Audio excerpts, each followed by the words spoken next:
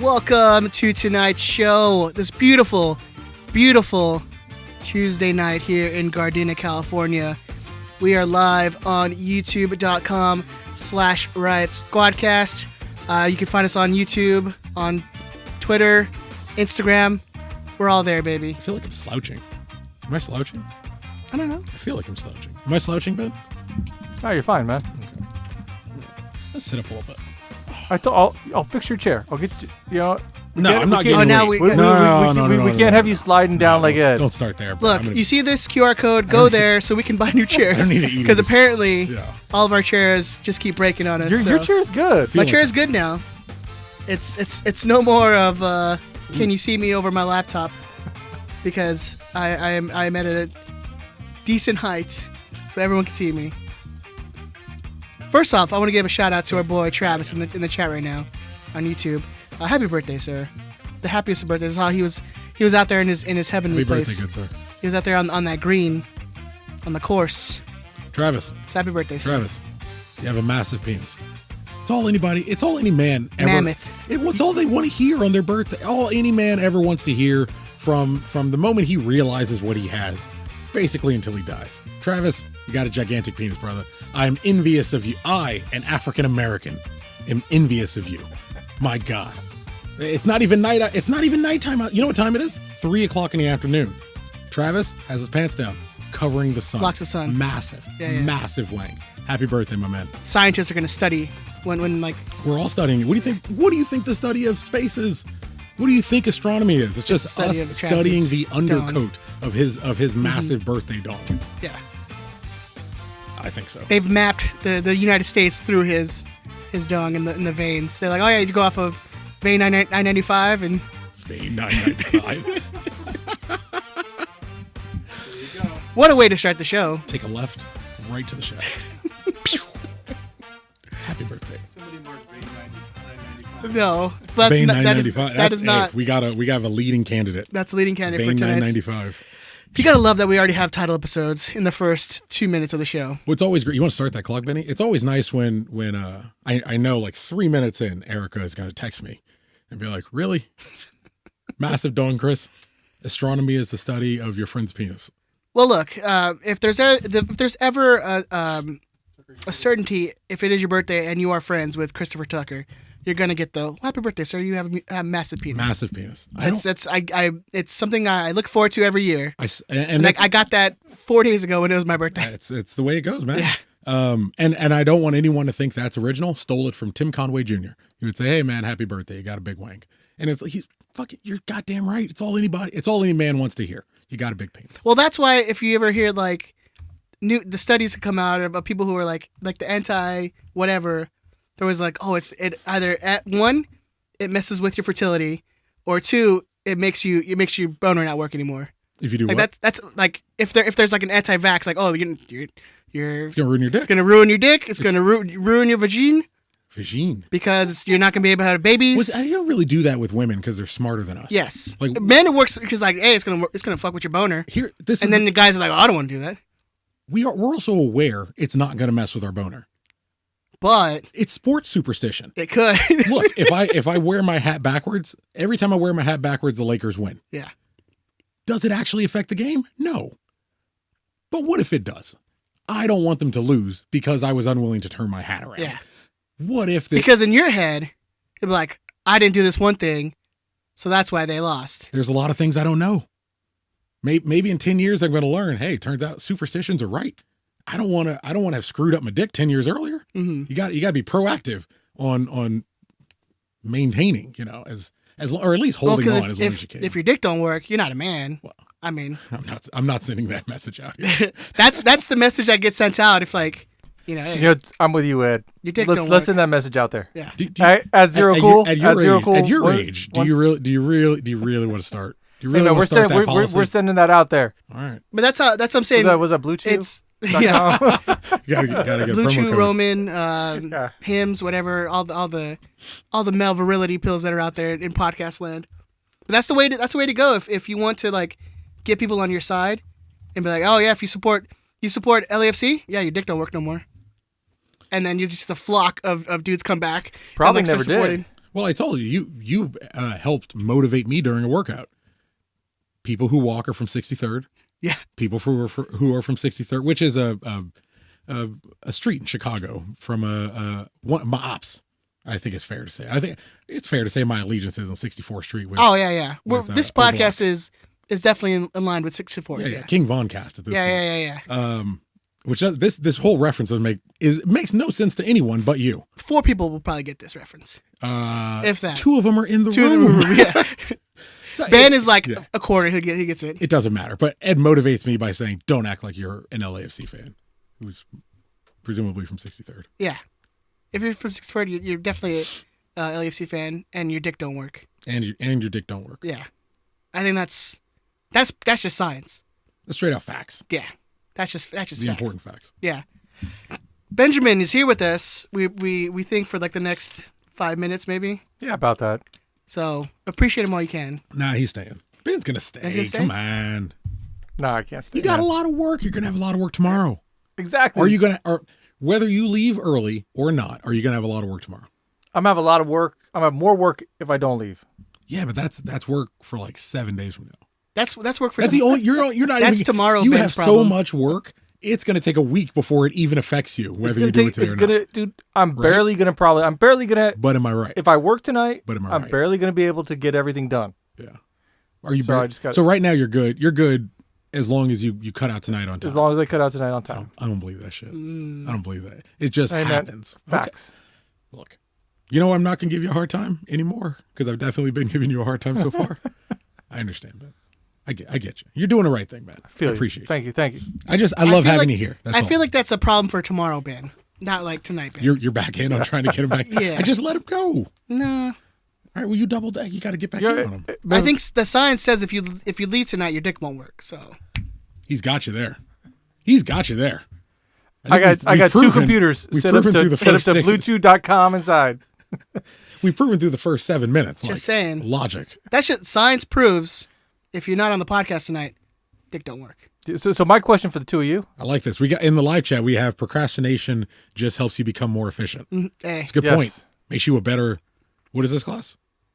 It's abnormal psychology. It makes you a better abnormal psychologist. Oh man, this is the thing. No matter what you're writing about, it's gonna be boring. Yeah, dude, No, it's but it's abnormal tedious. stuff. This It's is gonna not. be It's fun. not boring. It's tedious. So is this show. Just do this instead. You know, I'm back in. I'm back in with you. Trying to Cool, run back cool, in. cool. You know, Ben, you should leave. So my question is, do you want me to turn the air on before I leave? Yes, please, because I'm already sweating. Yeah. Hold on. Sweating's gonna make your dick not work, though, Ed. I think the fatness is what makes the dick not work. You got to go digging. Yes. Before I go, I got to plug my kid though. Okay, plug him. You really Total gotta turn to explain that 180. sentence. So Yeah, my youngest, the soccer player, the mean one. yeah. The one that called you fat. At the Yeah, time. just got done with her spring season. 9 games, 18 goals, 5 assists. Wow. I'm telling you, 9 man. games. I'm telling you, it's time. Who owns her rights? How do I own her rights? What do I got to do? It's like I Yeah, don't know. I got to be an agent. How do we? Yeah, how we have does agents. this work? How about the Chris and Ed become agents? I like it. It was 50-50. We cutting Ben here. We cutting Ben in. No, we're cutting him out. Yeah, you can cut me out as long as I like. If she moves to Europe, I just go with her. You know, I mean that's. Well, you're gonna have to. Cause, Yeah, I mean, yeah. We're not doing that. No, I work remotely, Ben. I annoy people on Twitter from here, and then I see if it can. Don't put me in charge of her career. I want her to do well. She seems talented. I feel like at one point Chris would be like, "Yeah, that sounds good." Not like fight for more money, but like, yeah, I mean that's more money than sounds I've good. ever seen. So. Well, no, I would fight for more money. Ben would just be like, "So, what do you mean she's playing for Newcastle's women's team?" And it's like, "No, yeah, we're terrible. We really need the help." And he's like, "Well, this is her career." It's like, "Yeah, she's gonna be really good. We need the help." She's gonna be like a legend. I mean, the girls there are so pasty. She's gonna she'll teach those people how to eat. Have you seen the food the English eat? Ben? She would definitely probably be one of the darkest people in the country. In the country of England. Yeah. She's Yeah, they got she's a little- Stormzy. He's pretty dark, right? She goes out a lot. She's out in the sun a lot. Well, Stormzy is like, yeah, Stormzy is black as fuck, man. They have a picture of Stormzy in front of a black page, and it is a very slight shade of difference. Ed, just No. leave it. No. Leave it. What's the next Ed. topic? I can say this, He's man. like a secret character. Yeah, I can say this. I Like a read video Harry game? Potter. That you haven't got yet. Stormzy? You're talking about Mortal Kombat? The new Sabot, Sabot, something like that. Did you watch the movie? I don't have time for that shit. What are you talking about? Did you just told me you watched a 2-hour like YouTube Yeah, it's different. That was About, interesting. like- that was interesting, and that was Louisiana's rap beefs? no. Shit. Where was it? Jacksonville. Jacksonville. Sorry, rap beefs. Yeah. Jacksonville rap. What was it? beefs. Jacksonville rap beefs. It was Jacksonville gang murders, and the current war on the streets, as it were. So I can trying to stay zoned in, Yeah, trying yeah. to stay dialed in to the culture of the people. You know what I mean? It's just like Kingpin. Yeah, that was fascinating though. That involved rappers getting murdered for the smallest things. Like the smallest, if there is a career that you actually don't want. It's really amazing when you think about the rappers that are big and made it and are like insulated. Like Jay-Z is insulated. Yeah. The amount of people he survived is incredible. So many rappers get killed over fucking nothing. Yeah, and it's what's the best part is like They're a lot of probably them will not go best. on and make songs, be like, "This is the dude that I killed," allegedly. Right on. That's what happens now. You out of here? I'm out of here. All right, Benjamin. Maybe I'll come back. You died, Dr. Pepper. We'll see. We love you, Ben. Go get your homework done. Miss you, sir. I'll see you guys later. All right. Hopefully I'll come back. Hopefully you come back. That's Ben, ladies and gentlemen. Fucking Hey Ben. 20 year on Hey a Ben. back. Can I incentivize you a little bit to come back? Apparently Giovanni Dos Santos was released from America. That's Sign what him up. I just saw it in the live chat. I don't Tam know. him. I don't even know if it's true. I'm just letting you know. Tam him. Who? Dude, just give him some blow. He'll come back. Gio Giovanni. to LAFC. Yeah. Confirmed. Just tam him. What if they signed him? Wouldn't that be amazing? That would be pretty That funny. would be the fucking best day in history. Oh man. Oh, maybe it's Ben already. I wonder if it's true. You miss. He just walked out the door. Yeah. But he's like a weird sunshine to the day. No bullshit. I just saw a tweet that says, where this is the translation. Giovanni Dos Santos, the only good thing he did in Los Angeles was inhale supermodel cocaine. Right on. Right on. That's if you want, that's at Martin_ESN. I don't know. Just Yeah. happened to pop up. Hey, Something I thought you might be interested in. there you go. Christopher, what's been going on, man? Other I'm than tired, man. Jacksonville I'm rap tired. killings. I think the rap is secondary. I think the rap is secondary to the gang. They just affiliation. happen to like enjoy rapping. Well, I think they're rival gangs, and they both have an outfit of rappers inside their gangs. Yeah. And so, as the gangs are beefing, the rappers are rapping songs about their beef, as right, it were. Right. Well, But no, other than that, because there's a lot to my life besides Jacksonville. Again, rap beefs. Just school, man. I'm near the end. I got 3 weeks left. I know, we're almost there, man. About 3 weeks left. I'm fucking exhausted. Yeah, I'm like, I was talking to you earlier. I'm like, I kind of have a foot out of the door already. Yeah. It's 3 I weeks. don't. 3 weeks of work, basically almost 2 weeks of work actually, Yeah. because last week is like nothing. I want a foot out the door, but I can't, and it's really, really fucked up. That all my other classes and every other semester I've been able to do the math on how much we have left until I'm mathematically passing, and then I'm like, all right, that can go to the back burner, and I can focus on the other ones. I am equally spinning all my plates at the same degree consistently until the last day of school. Like, it's so fucked up. But we're getting there. Yeah, man. We're getting there. It's so strange that, I mean, think about 5 years ago when we started this thing, and now we're both going to be college graduates. That's so weird. Yeah, man. I got a kid. We both got married. Yeah. Not to each other, contrary to everyone's belief. Allegedly. Yeah.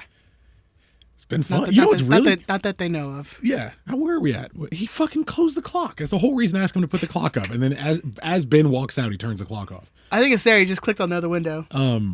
The thing that's cool about it, and, apologies everyone, gonna rant for half a second. While you go, I'll turn the clock on. But it's cool that, like, if and when we choose to listen to these someday, well in the future. We've been friends for a long time. I imagine, we'll keep going for, years and years, and we'll be old men.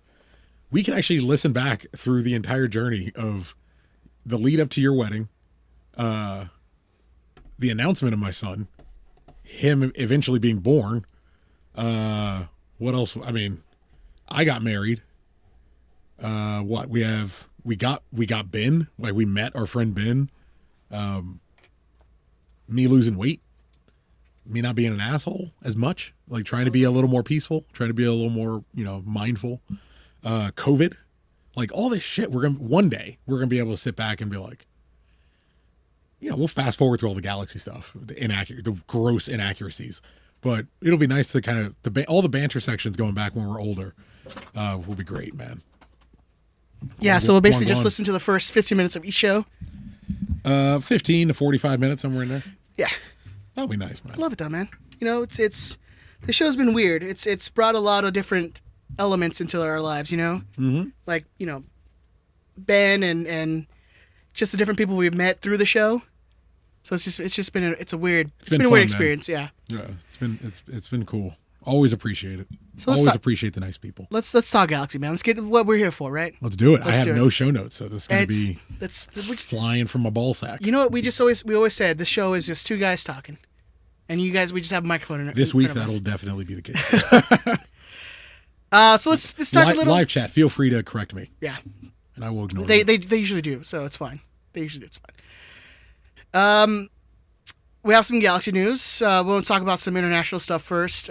Jonathan Dos Santos made the cut for Mexico. Hey. Efrain was dropped.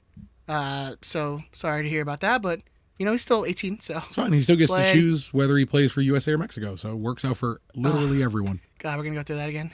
No, we don't have to. Yeah. This is the thing. We don't have to. We can just stop talking about things we don't care about. I don't care who he chooses. Whenever he chooses, be happy.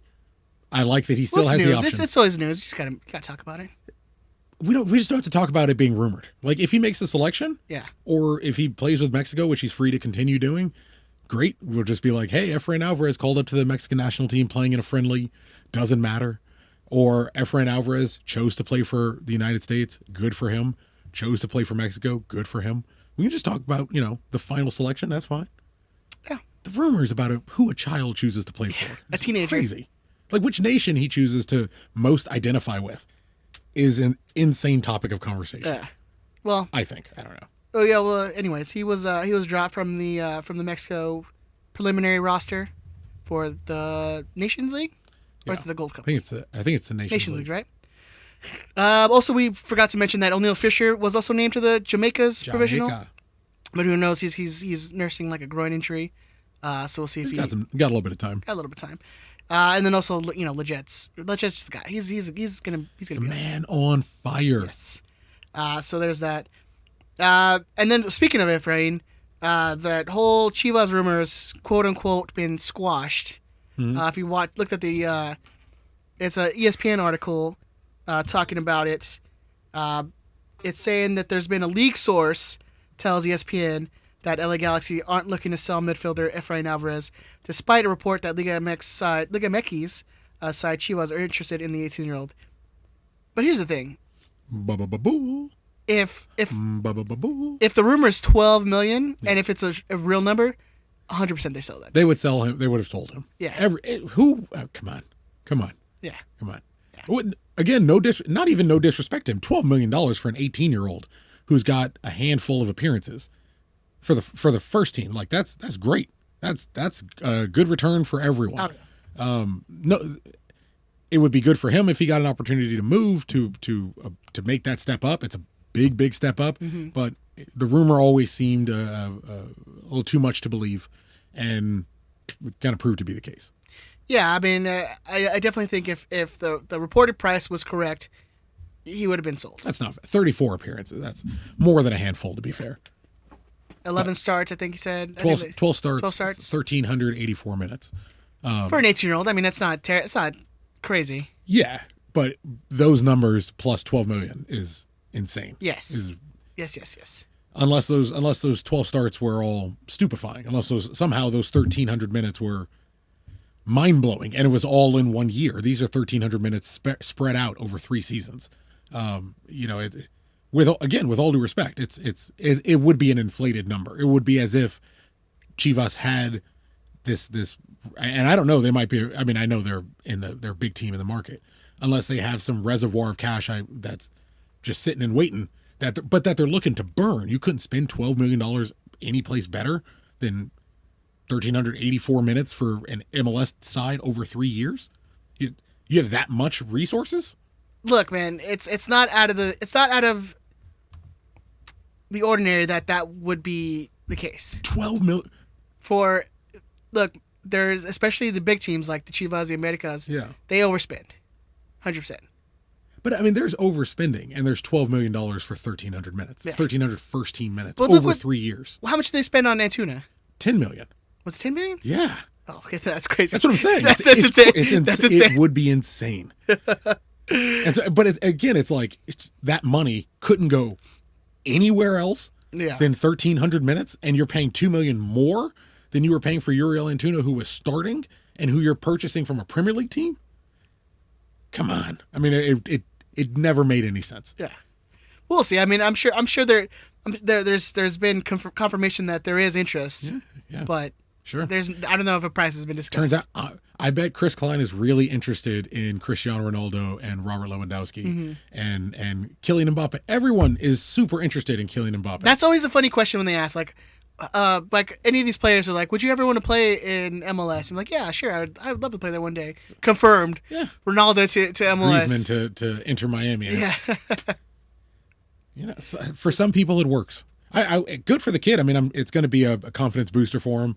Well, I'm just saying because I thought he played very well. he that rumor came out, and then the very next game, I think he had probably the best game he's ever played. One of the best, yes, easily in the post Lawton era. Yeah. Probably honestly, one of his. I would say he probably had his best game for the first team. Increased mobility around the field is Yeah. going to benefit that kid 1,000%. If it's slow, watch him play. If it's slow, if it's methodical, if it's a slowed down approach, it takes him out of it. If it's quick, if it's If he has to think too much about it. I think, yeah, if you give him a little too much time, he kind of overthinks these things. But when everyone is bang, bang, bang, these quick counters, he's going to benefit from it. I like that the rumor happened, and instead of it turning him as it's kind of done in the past, it focused him, and he kind of got his head down. He's like, I'm gonna ball. I'm gonna ball out right just now. in case. Just in case they're like, it's for real interest. Like, well, maybe that's where the rumor came from. Maybe a scout's watching him, and we don't know. Yeah. We're not privy to that information. Either way, it doesn't hurt. It doesn't hurt to have your 18-year-old, prodigy prospect playing very, very well for the first team. So good on him. Yeah, I think it's interesting timing, and I think the added play of his on Saturday was pretty interesting. I'll just leave it at that. Moving on, we do have some player rumor updates. It's not even a rumor anymore, Tucker. It's confirmed. Ryan Reveloson is confirmed to be signed with the Galaxy. From our good friends Josh at Corner of the Galaxy. He tweeted this. Rumor update. Baxter was the first to report it, and I'm just here to clean it up. Corner of the Galaxy can confirm that the Galaxy have signed midfielder Ryan Reveloson. Announcement expected later this week, Thursday most likely. So there's your defensive mid. Just one Ligue 2 with Troyes. Whole week. Still didn't look it up. Next week. Nah, probably not either. Highly unlikely. I'm not going to. I'll look it up right now. Here. I'll do both. What are you I'm sorry, what are you looking up? I'm going to look up the pronunciation of that team's who name. cares? I do. Don't you understand how this mind works? I have to know. I don't know why. I just do. Just fucking follow along with me. It's okay. I'm going to do it on my own. Don't worry about it. But yeah, so it's confirmed that we have that center defensive midfield signing. What kind of friend are you? You're supposed to go with me on these things. No. I tell you, no, why bother? Actually, that's a real friend. A real friend is like, why do you need to know that information? Yeah, why bother? Chris, I'm trying to save you time and energy. Well, I'm sitting in the same place. Yeah, that's true. I appreciate the energy, though. I do. I appreciate that. That's friendship. But yeah, I mean, that's another kind of French signing. He's from Madagascar, plays for Madagascar. I wanted to look up what we're supposed to call people from Madagascar. Malagasy. Yeah. What a fucking awesome name. Yeah. American's terrible. Do you want to know another interesting fact? Oh, please. He has a knighthood from Madagascar. Holy shit! Really? Yes. What's the knighthood title in Madagascar? It's like the Knight of Madagascar. It's like Like Batman? Yes. Let me look it up real quick. We're both Google searching on a live podcast. That's cool. That's got to be the most excited I've ever sounded as an adult. In 2019, he's a Knight Order of Madagascar. That's fucking badass. He was honored. I'm calling him the Dark Knight. And there's like certain classes. I'm calling him the Dark Knight. So like the lowest one you can get is the Knight. Is that racist? Can the white people call him the Dark Knight? Will they get in trouble? We need a name everyone can call him. Yeah. And he is African. Yeah, I'm not trying to get people in trouble. I want everybody to be okay. We'll come up with a different name. Yeah. But Batman then there's like works. Knight, there's Officer, Commander, Grand Officer. Oh, let's get a little Ku Klux Klan. No. This is from like the Knighthoods Yeah. of Madagascar. We're getting too close. This is from Madagascar. I'm looking. Anyways. They can be wrong. But I thought that was a pretty interesting fact that he got a knighthood from That's Madagascar. fucking dope. We have a knight. The Dark Knight. I'm gonna call him Dark His Knight. Tifo's got to be like him in like a Jedi outfit, right? It's gonna be Batman. I was thinking more Jedi than Are there any other good like notable knights? like of the Round Table. What was that Martin Lawrence movie? Black Knight. Yeah, bro, Black Knight's it. I think we're just. Look, we all got to find a PG way for you all to say. But like you Black couldn't Knight. see that's a movie where it's like you don't really know if he like went back in time because he like slipped, hit his head, and then like wound that up the back premise in of that medieval time. movie? Yeah, he was at like a Renaissance fair, and then like slipped. That's how you know it's bullshit. We don't go to that. Black folks at a Renaissance. The fuck's Martin Lawrence of all people doing at a Renaissance fair? Oh man, oh yeah, I love it. But yeah, that's pretty interesting. Now we have a center defensive mid, like a Done. Yeah. Starter. Baby, come on. I love that we now have 3 competent, like dedicated I'm not looking this up. I don't center. care. I don't care anymore. We have 3 like actual competent center defensive mids who can come in at any time and really like be a first team player. Like Saldana's young. Saldana's your other one. Okay, I was like, who's your other one? Saldana's young, but he can get the job done. Harvey is that hard nosed like I'm just gonna go in there and just beat you up. Mm-hmm. And now you have I'm just gonna call him Ryan because it's just easier. Yeah, Ryan. That sounds more like Filipino than Madagascar, but yeah, I'll give you that. We have, which I mean, it's if you've watched videos, I mean, it's kind of hard to tell like how exactly he's gonna play with our team, but it's exciting. It's an exciting. Let me 24-year-old, yeah. like still very young, not even in his prime yet. Like I'm in it. I want it. Just give me all your French league players. I like that. All your French league players belong to us. I think we're just going French, bro. Le Galaxy. Le Galaxy. Can I speak on Saldana for a second? Let's do it. Speak on it, brother. This is, and it's positive. Speak on it, King. Nobody get. All right, calm down. I know we're talking Madagascar. I get a little loose. This is flipping water everywhere now. You're getting a little loose. Yeah. This is to the Saldana point. It's my favorite. It's the best part. This is what I love. We talked about this weeks ago. We talked about this, I believe, in the preseason about the way the team is being constructed and being able to see how the team is being constructed early on and getting to watch the concept flourish. And I'm not patting ourselves on the back, but I should. It's worked the exact way we were talking about months ago. Bona fide starter, clear cut. We know the starting 11. Yeah. I can rattle you off our starting 11 right now when everybody's in. It's easy. Yeah, but a consistent. Couldn't really say that like for the past couple years. Jonathan Bond. And look, this isn't even like, oh, Chris knows a bunch about the Galaxy. All of you can do this. Any person listening to this right now. You can name our starting 11. If you took a second, when everyone's in, you can name our starting 11. You have in a month, you'll have an expectation of what we should in general look like. Mm-hmm. Jonathan Bond, Jorge Villafana, Derek Williams, likely Siga Koulibaly, Julian Araujo, Kevin Cabral, Jonathan Dos Santos, Ryan Ravalosan, Grant Sear, likely Leggett or Vasquez, depending, Chicharito up top. Every week. So this current team that's on fire and fucking smoking people left, right, and center, winning games through genuine digging them out, heart. Just grinding out games better than other people. Wanting it better than other people.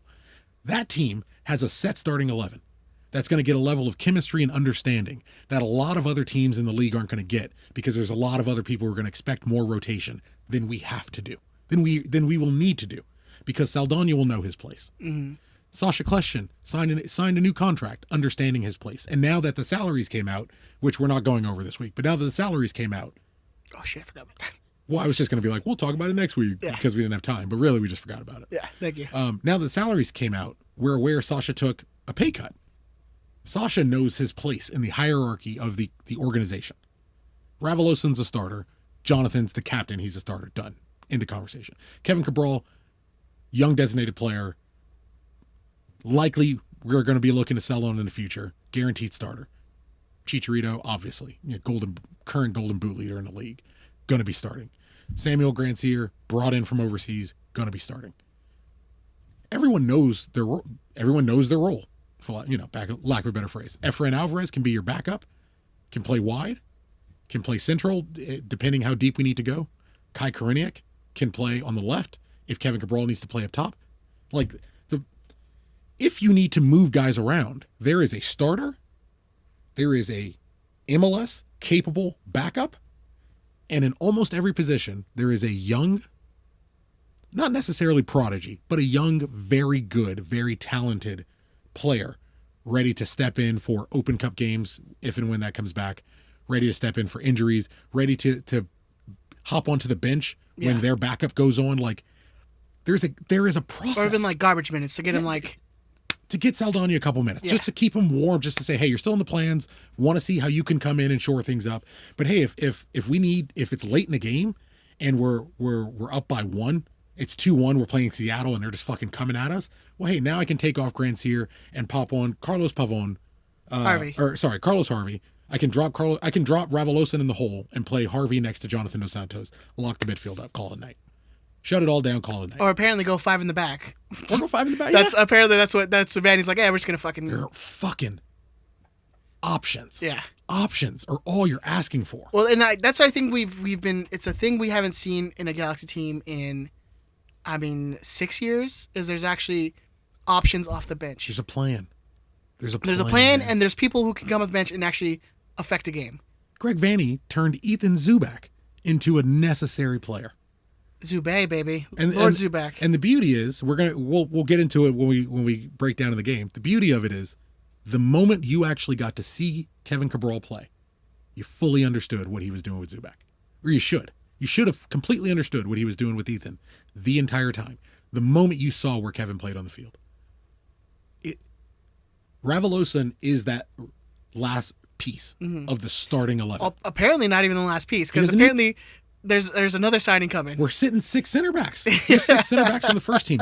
We're not running through the rest of the season, with all due respect to the kids. And I think they're smart enough to understand. And I would imagine the organization and the club is coaching them and explaining to Marcus and Neil, hey, playing is important. You need to be playing this season. You're on first team URC deals. for Kranitz is already getting mad minutes down there. Well, it's only because Neil's hurt. Yeah. And we didn't. This is why I started following G2. We didn't sign a starting center back. I knew 2 months ago Marcus for Kranitz was starting. We never signed a center back for G2. Why? Why would you? You're carrying 6 center backs. We have Derek Williams. Technically, we have 6. Derek Williams, Daniel Steris, Nick DePuy, Giancarlo Gonzalez, Siga Koulibaly, Jalen Neal, and Marcus for Kranitz. We have 7 center backs until Pipo goes. Yeah, which is happening. It's definitely happening. But we have 7 center backs right now. So, come on. Yeah. It's almost, what is that, 4th of our entire roster in center backs? And it can't all play. So you send those 2 kids down, you open up 2 more roster spots. Keep it moving. Mm-hmm. Bounce those 2, get those 2 roster spots. Sell Giancarlo Gonzalez, his $900,000 that we see he's making now, because he would have gotten a raise every year. I mean, if you're on a contract every year, you get a raise. But let me come with me. You bounced. Come with me. You bounced Giancarlo. You bounced Giancarlo. Ooh, you were close. I know. It's the old Ed would have got it. I know. You bounced Giancarlo. You give me a roster spot, right? You loan. Don't bounce. All due respect to the kids. You loan Marcus for Kranitz and Jalen Neal to G2. You give me 2 more roster spots. Now I have 3 roster spots for 3 U22 players, and I pay them $200,000 a piece against the cap out of Giancarlo Gonzalez's $900,000. Baby. We just gotta find, if they're international, we just gotta find more spots. You can buy those. You can buy them. You can baby. trade for those. Yeah. You can acquire. Hey man, it's a fuck of an off season. You know, I'm not trying to hype anybody up too much. I know I'm Captain Positive now, but You know, and that's a hell of a it's turn. one thing that I'm saying I love. It's that as well as the team looks, it's still not done being built. Like even this year, not even mentioning like after this season, all the contracts that will be up and we won't have to pay them anymore. built doesn't even matter. They haven't even played together. Fuck built. We're second. We're second in the West, and my defensive midfielder is a child. My starting, with all due respect to the kid, we're second in the West, and my starting DM is a child. Yeah. He's playing in front of Daniel Steris. Again, all due respect. Who Daniel Steris is, again, per usual. Oh, the Galaxy signed somebody new? I better fucking up my shit. Yeah. I better up my game. It was definitely in a game where he definitely played better. We should just bring a new defender in every like 4 months. Yeah. He doesn't even have to be that good. Just tell Daniel Steris, like, yo man, he fucking on FIFA, you gotta play me balls. His last name is Umtiti. I don't know who he is. He's another French guy. We got him from he's French. That's all we know. But yes, it's Umtiti something. He'll ball out. Next, you just do it every time before we play LAFC. Daniel Steris, best defender in the world. It's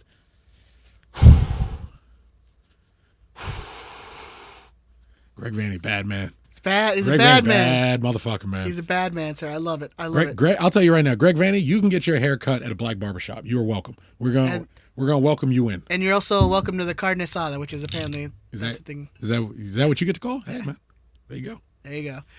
All right, let's get into some G2 stuff.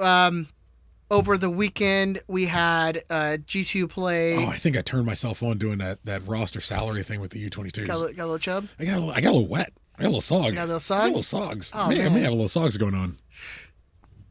We got to get the slip and slide ready. We got to get a sound effect where it's like...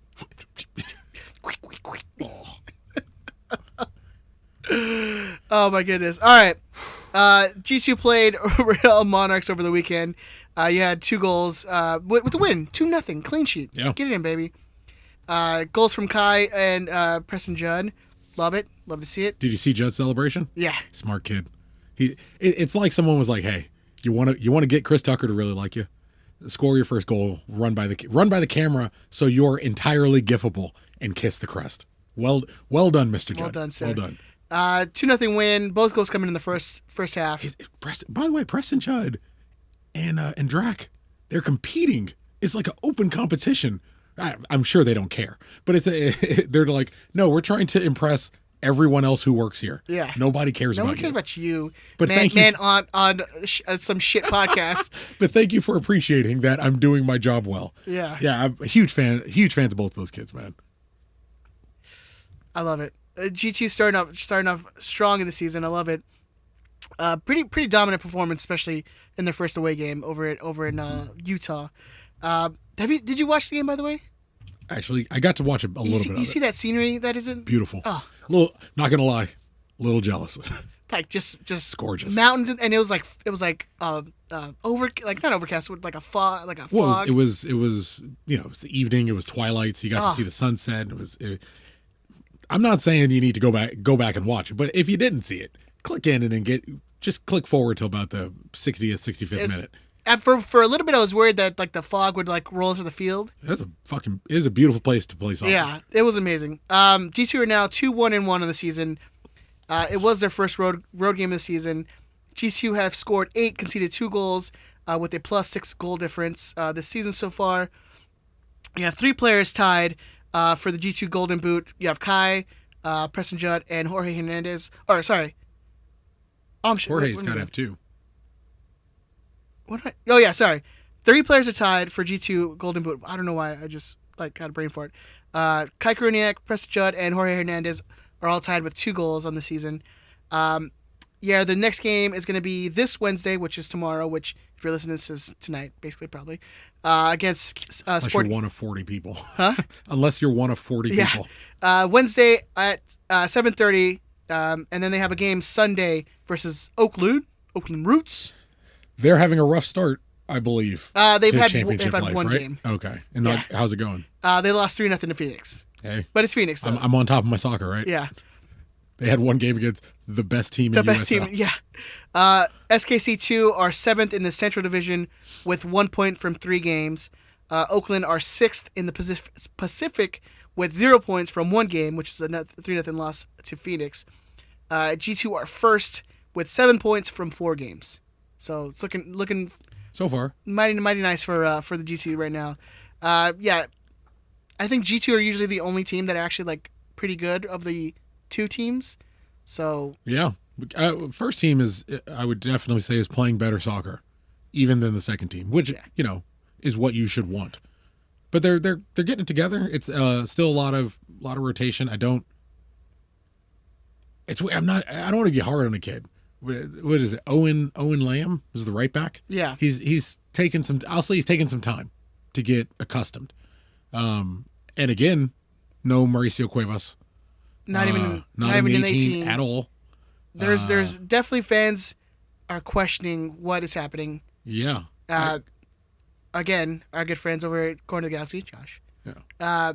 we're copying his homework a little bit. He's doing a little investigating for us. I just asked if anyone who had a press pass could ask the people, hey, where the fuck is this He's one found out important kid? it's there's no injury. Yeah. It's a coach's decision. Yeah. I know back when we were reporting back in like December or back early in the season that technically, I mean, this is on Transfer Market, so his contract was over at the end of the year. But he's been training with the team this season. Right now it says contract expires, has no date, because that usually means they don't know. Yeah. So if he's been playing with us on, just on a handshake deal or something, but he's taken promo photos with first team jersey. Yeah. Not G2 jersey. He took photos with the first team jersey. You know who did that too? Was Augie Williams. And there was always that speculation like, is he being called up? Is he being called up? Hasn't played. He wasn't in the G2 roster in the opening game. Then he signed his contract with the first team. So everyone's kind of wondering what's going on with Mauricio. Is it that he's being sold to a team, or he's bought by a team? And Is he the next, Kobe Hernandez Foster, Alex Mendez? Because that makes sense to me if the coach doesn't want to play him, because he's like, well, he's not with their organization, so why should I play him? This is the thing. This is why watching. I don't get.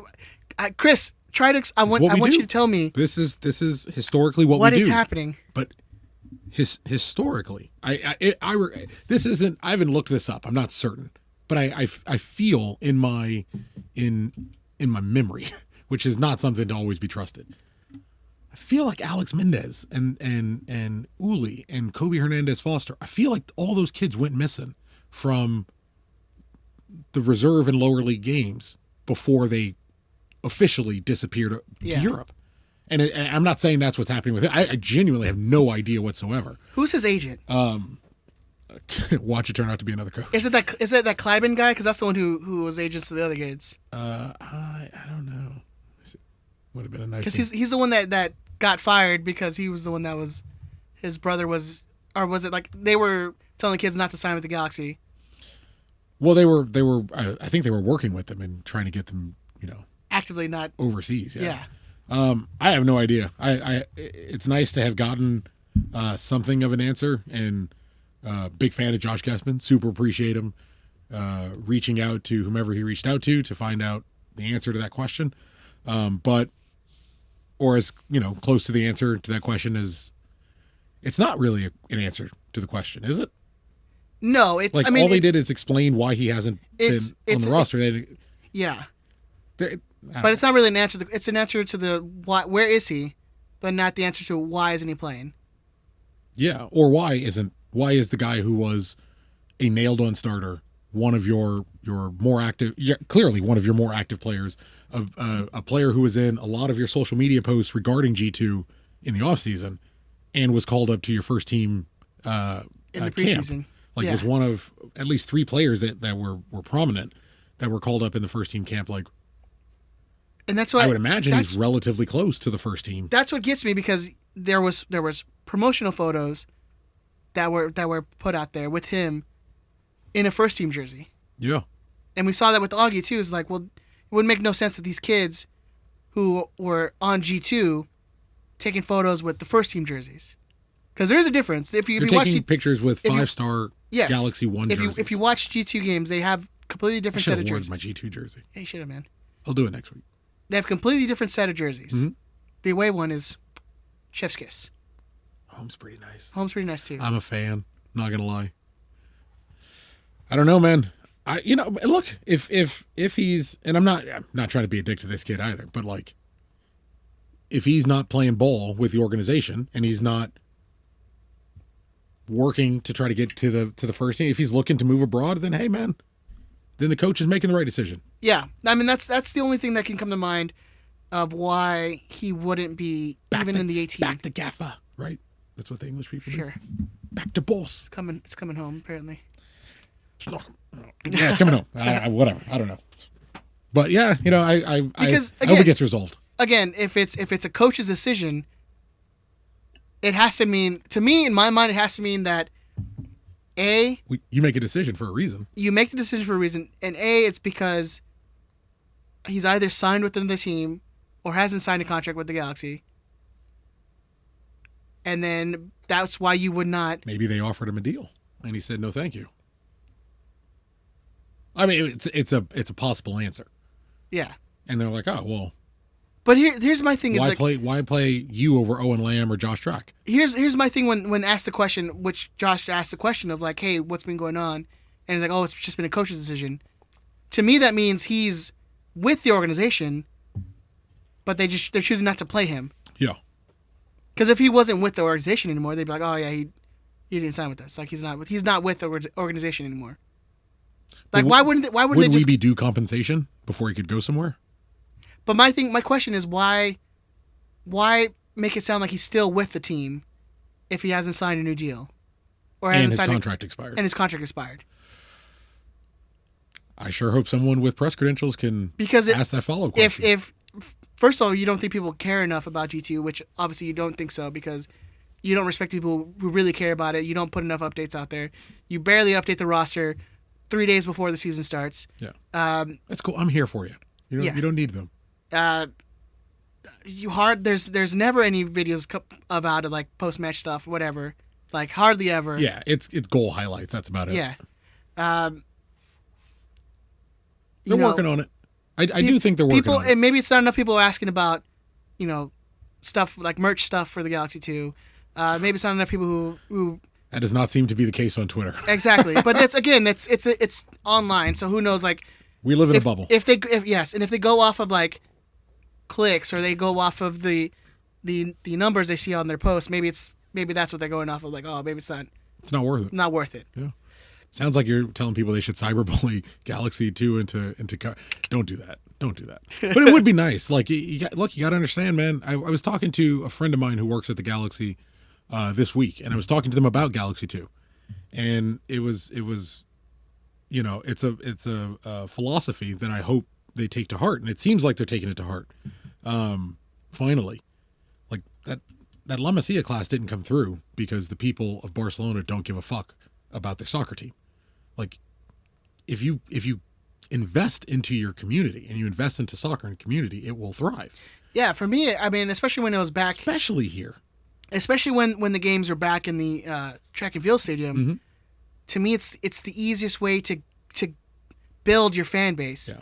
It's the cheapest way to build your fan base when you have 800 to 1,000 people every game, and you can build this sense of community, and you can build the sense of like, oh, this is important. Well, and I imagine the ACB, and no disrespect, guys, I imagine the ACB aren't as intimidating as a gigantic group at a home game, at a Galaxy first team game, as whichever enclave has shown up to a G2 game. You wait till the game is over and you go say hello, introduce yourself, and now you're segueing people from, I'm a Galaxy fan, but I'm not a part of any supporters group, to here's an opportunity for me to interact with a supporters group in a way that I wouldn't have had the chance at a Galaxy One home game, just because how do I even start? How do I start into that swell to meet someone to say hello? All right, well, here there's 20 people here. I can eat there, and they're on the way down, or I can talk to them, during halftime or whatever. Like, and there's a better, like, I love the kids playing in the big stadium and getting an opportunity to play at the big stadium, but I'm with you, man. I loved the intimacy of the track and field. And I say it's the cheapest way to do it, because most times you can get into the games for free, if not $10. I literally don't think I've ever paid for a ticket Never. to Galaxy 2. But $10, and then a lot of times you have groups there with kids of there. That's how you build your loyalty to your team. Is this little thing you could do? My kid's first game. That's the game I said, "Oh, Papa Chris," and you're like, "Nah, stop that. No, none of that. Fucking kill that shit. Kill that shit." All Years later. all three of my kids, their first game was a G2 game. Damien was in utero. He was huge. Yeah, all three of my kids, their first game was a G2 game. I love that. I wish there was a little more. I wish there was a little more emphasis put into it, like a little more. I'm not going to call it respect, but yeah. Well, especially if you're trying to build this culture of like, hey, we're LA's team. Well, you have all these youth kids on there. It's the easiest way to build up loyalty. You know what? That's not on the Galaxy. That's not on the Galaxy. That's on the fan base. I think that's on the fan base. If you all gave a fuck about the second team, they would have to. Like, you got to remember who you're talking about, man. I was gonna call them a bad name. They are employees. They're marketers. Yeah, they're suits. Yeah, like they're all suits. Most of them, with all due respect to the ones that are, and there definitely are some there who are, most of them aren't soccer people, as you would consider them. Most of them aren't football men or women or whoever. Most of them aren't soccer guys. They're executives. They're salesmen. It's a job. It's a job. Yeah, it's a job. And for some of them, it's a shitty job. A lot of them don't want to do a whole lot of going above and beyond. Most of them are just trying to fucking make it through without getting hollered at by some asshole or some fan who's being an asshole to them. But if the fan base swells and gets behind it, yeah, of course they will. Look, why do you think there are community kits? Because you all got behind, how do I pronounce that? That Retros y Rareras. That one. You all got behind that. You all got behind alternative merchandise. And a good one of that was Throwback. And you moved the needle for them. Yeah. I don't think they directly are copying Retro, but you showed them, hey, there's a fucking gigantic market for old Galaxy jerseys. And you have, at least last we heard, one of the most successful jersey releases in history. If you all get behind Galaxy 2 and you all force them to get behind, I can't be the one lone idiot screaming at the Galaxy 2 account on Twitter. Like, if you all want more Galaxy 2 information, if you all want more Galaxy 2 coverage, go fucking demand it, and they will make it. That's the way it works. Yeah. That's the way this will always work.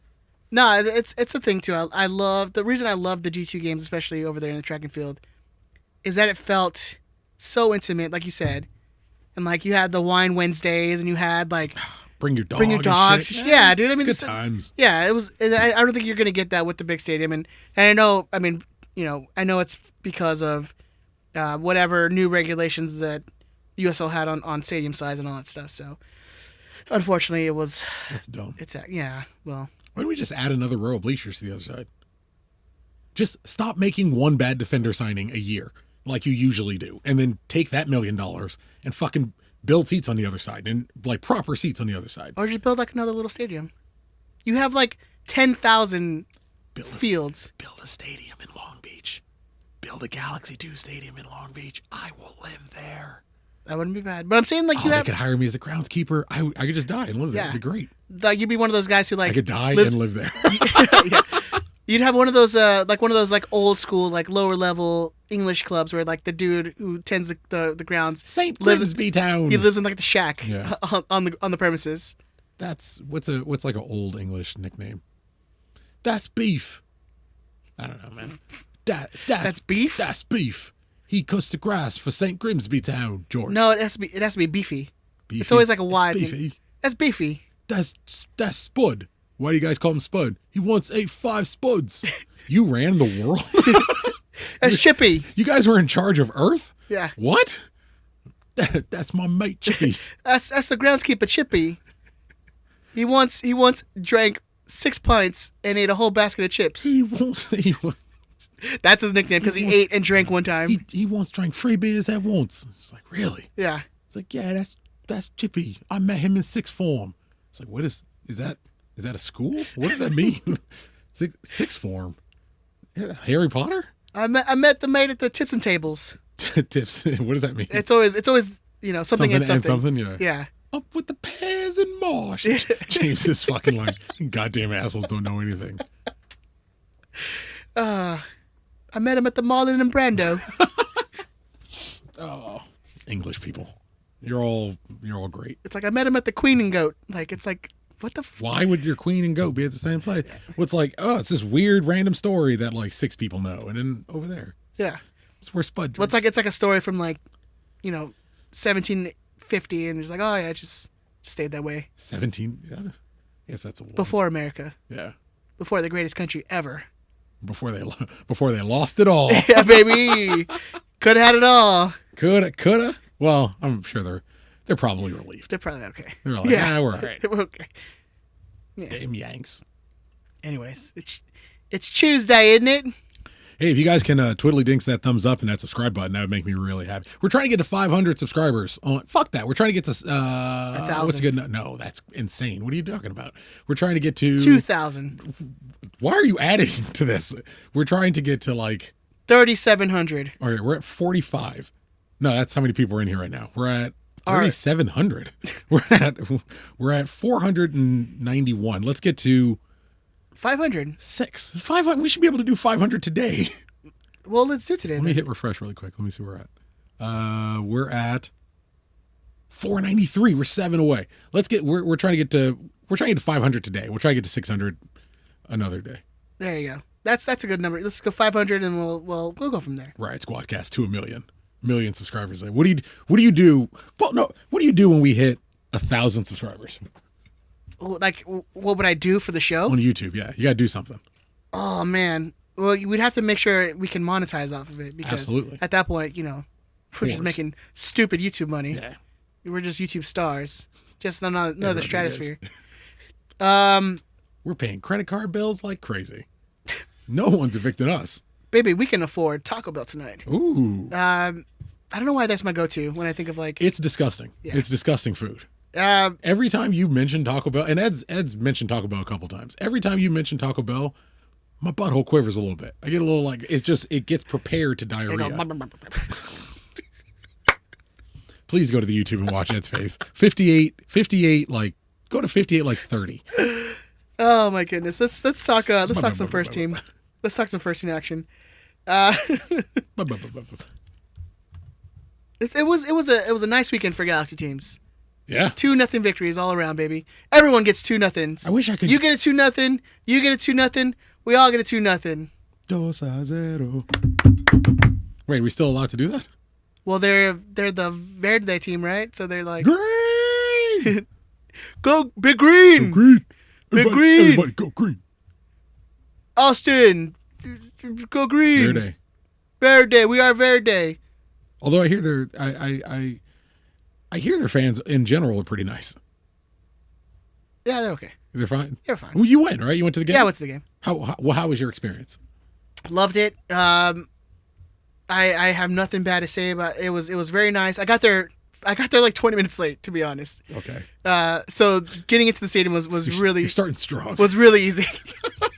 You're starting strong. You know here. what's amazing though? I got there right as the Galaxy got the penalty kick.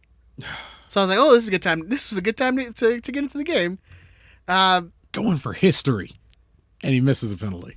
He's making history as You know one why? of the worst. You know why? He's making history as one of the worst penalty kick takers. I'll tell you. I got a theory, Ed. You want to know? You want to know my hot take? He was waiting for Ethan Zuback to get on the field to keep that streak alive. I like yours better. I like yours way better. Mine's is bullshit. There's a chance yours is real. Oh, I was just gonna be like, he didn't want to match Edson that way. He was like, I'm gonna do it. You know what? I'm Do gonna it in the streets. Yeah. Do it real.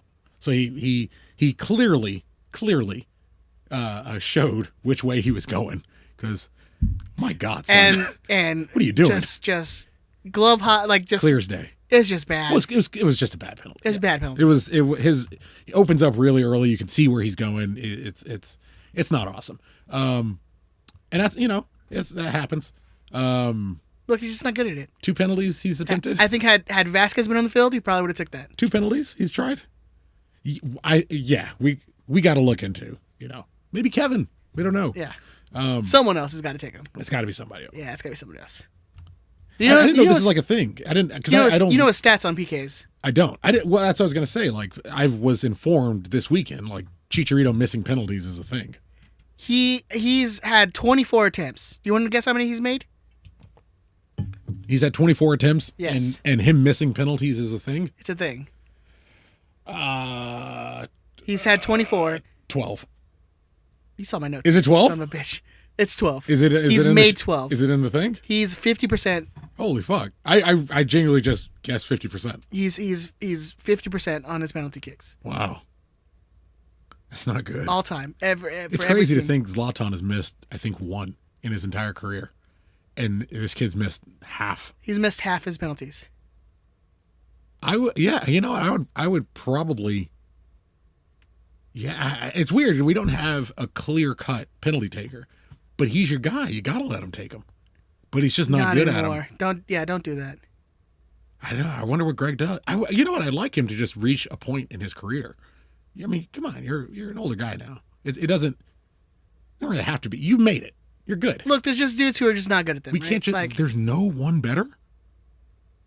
Probably. Again, I think had Vasquez been on the field, I'm pretty sure Did he take penalties for Toronto? Do you know? They had Josie, they had Michaels, they have a couple deep. I'm pretty sure Michael probably took those. I don't know. Yeah, I mean, I'm certainly not. I wouldn't be opposed to them looking in a different direction. Someone else has. That's the bottom line. We'll just cut through that.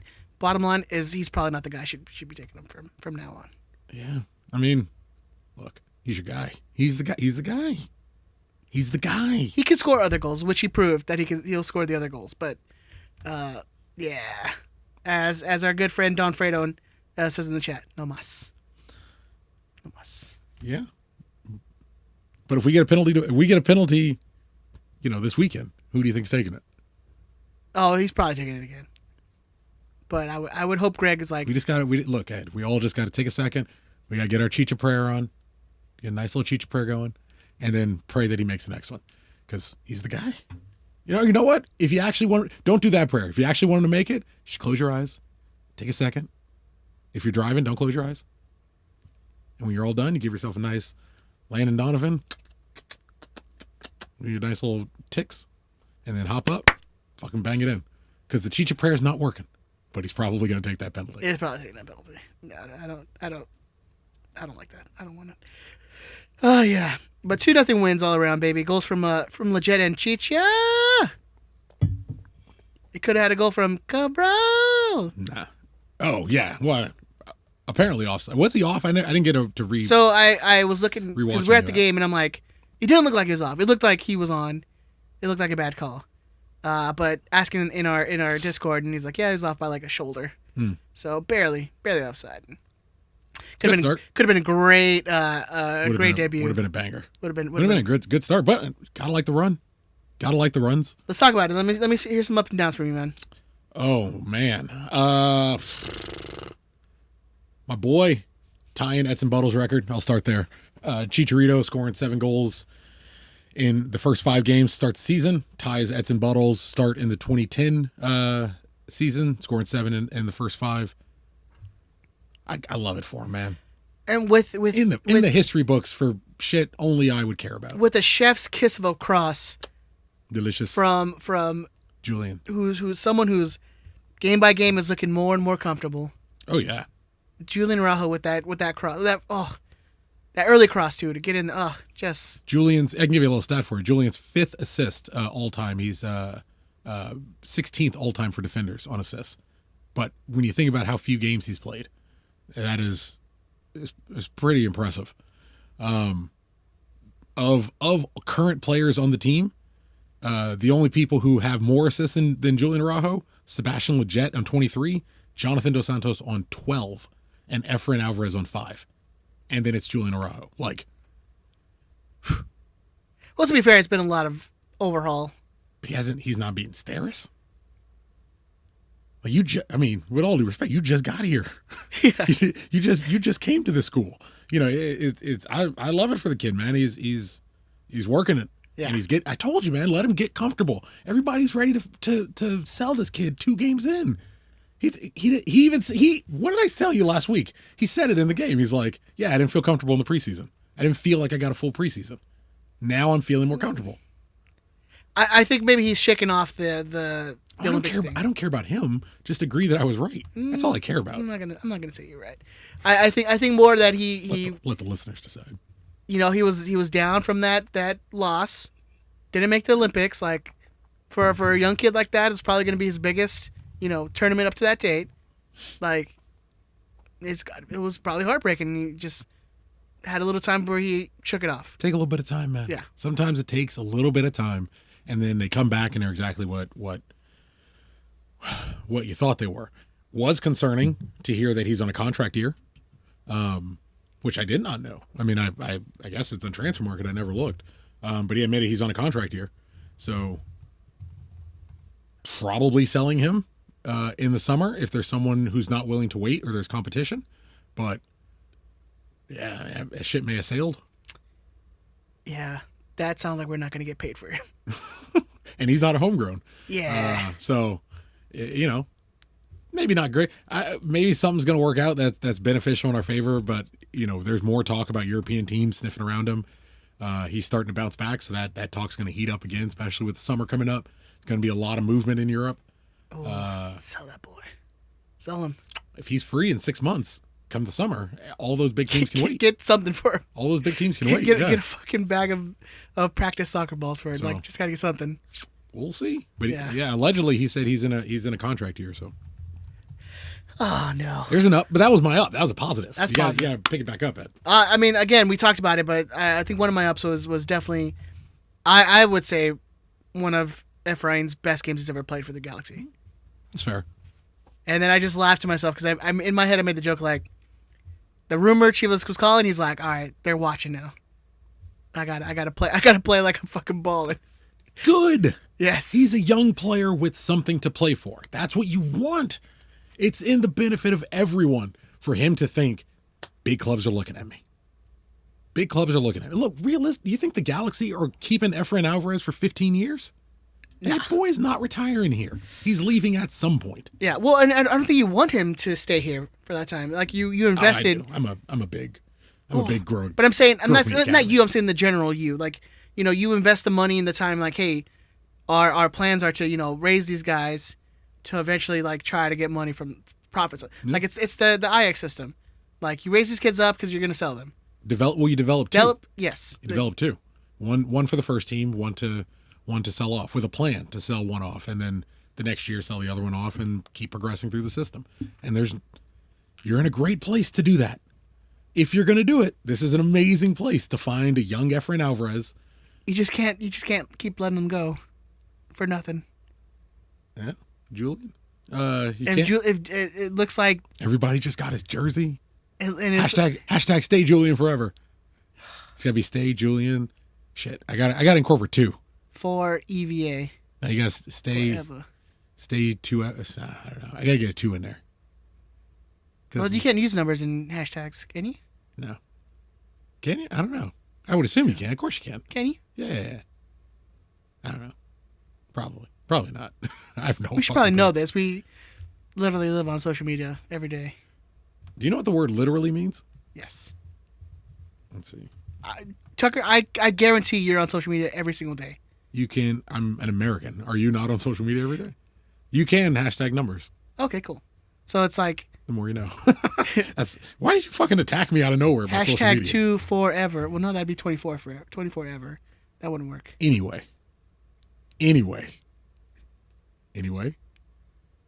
I can't look up the pronunciation of a soccer team or where we're signing a player from, but you can think about hashtags. Hashtag JA2 for. No, see, it wouldn't work. It's not going to work. It's not going to work. Yeah, no.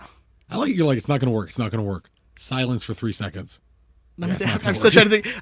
It doesn't matter. No. It doesn't matter. Someone will tell you, whatever you come up with, someone will tell you a better one tomorrow. Yeah. 100%. Somebody come up with a Yeah, you hashtag have, keep Arajo around. I like that one. 2. there you go. Thank you for incorporating that. Ah, man. Yeah. So Efrain, I thought, had a brilliant game. I thought all around the guys looked like they never lost a handle in that game. But to be fair, like Austin was without like their best player. And we lost on the stats again. Oh man, we Lost gotta. on those goddamn stats. You know what? If that's that's true, Vanny, he's got to go. Vanny out. Vanny out. losing in the possession in stats. 2 games in a row. Look, we're I think 5-time. 3, actually. We're 5-time MLS Cup winners. Like we can't be losing in the stats. Yeah. We can't talk about them every week. Vanny out, man. We can't talk about them every week. Funny as they are hilarious people. Those LAFC fans can't talk about them. It's hard to talk about someone who's way down there in the table. So it's like Oh, we're going to talk about we them. can't even see him. Oh, we're going to talk about them. We're going to talk about them a little bit. Like if we spit, we couldn't even hit them because they're so far down.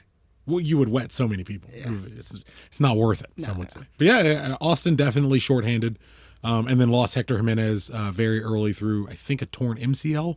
I think it said sprained. Is it sprained? Yeah. Sprained M or ACL, one of the two. That weird dive that he took.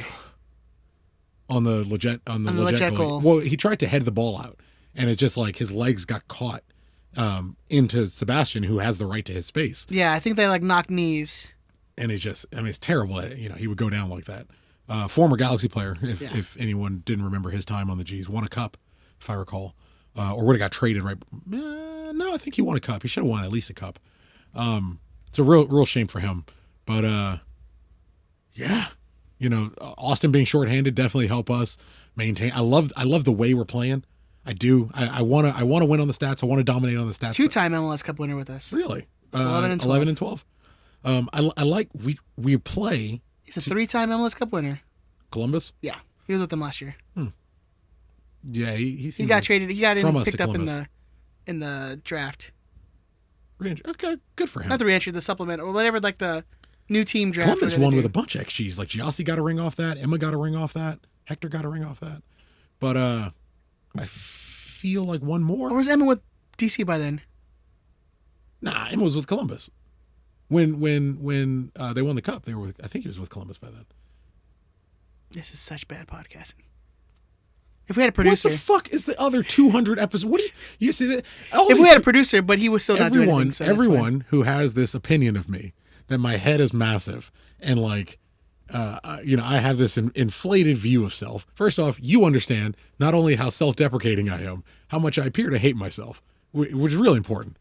The idea that like anything we did prior to today was ever good, you dispel yourself of that myth. There's moments. This may be slightly under the bar we've set, but it's, rarely do we really tack up here. I think that's fair. Yeah. Okay. Well, like we've said like most times, you got to keep the expectations low. Hey, man. What do you think? I was talking to Erica about, look, we beat Austin, whatever. I was talking to Erica this week, and, I'm married to her, so I talk to her a lot. But about how you want to keep expectations low. Here's what you do. You be a fat guy, right? Yeah. You meet a girl who works out a lot. You gain a lot of weight. And then you wait till she falls in love with you, and then you lose it all.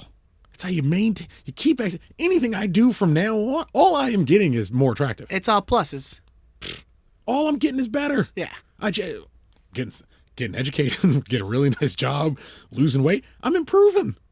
Keep the expectations nice and low. Yeah. And then you overperform. Exactly. And it's a long game, man. It's all about the long game. So when you like fuck up, you're like, oh, he's like, I just show her my old picture and be like, I could start eating like this asshole again. Isn't this better? Isn't this nicer? I could sleep on an air mattress now if I need to, without popping it like a balloon in a Dr. Seuss book. Speaking of Araujo, though, too, our man was named to the team of the week. I just closed the live chat, so I'm like, I assume everyone's having a good time. Yeah. Talking about soggy, keeping it soggy, power the soggy bottom, something like that. That's the way the live chat goes. That's how we roll. Araujo's named to the team of the week for one of his best Great performances. game, yeah. Team seems to be gelling, man. I'm about it, dude. I love it. And again, we talked about it earlier. still a team that's not has two players that are coming in that have not even touched the grass in Los Angeles. Starters. And we honestly have no idea when they're getting here.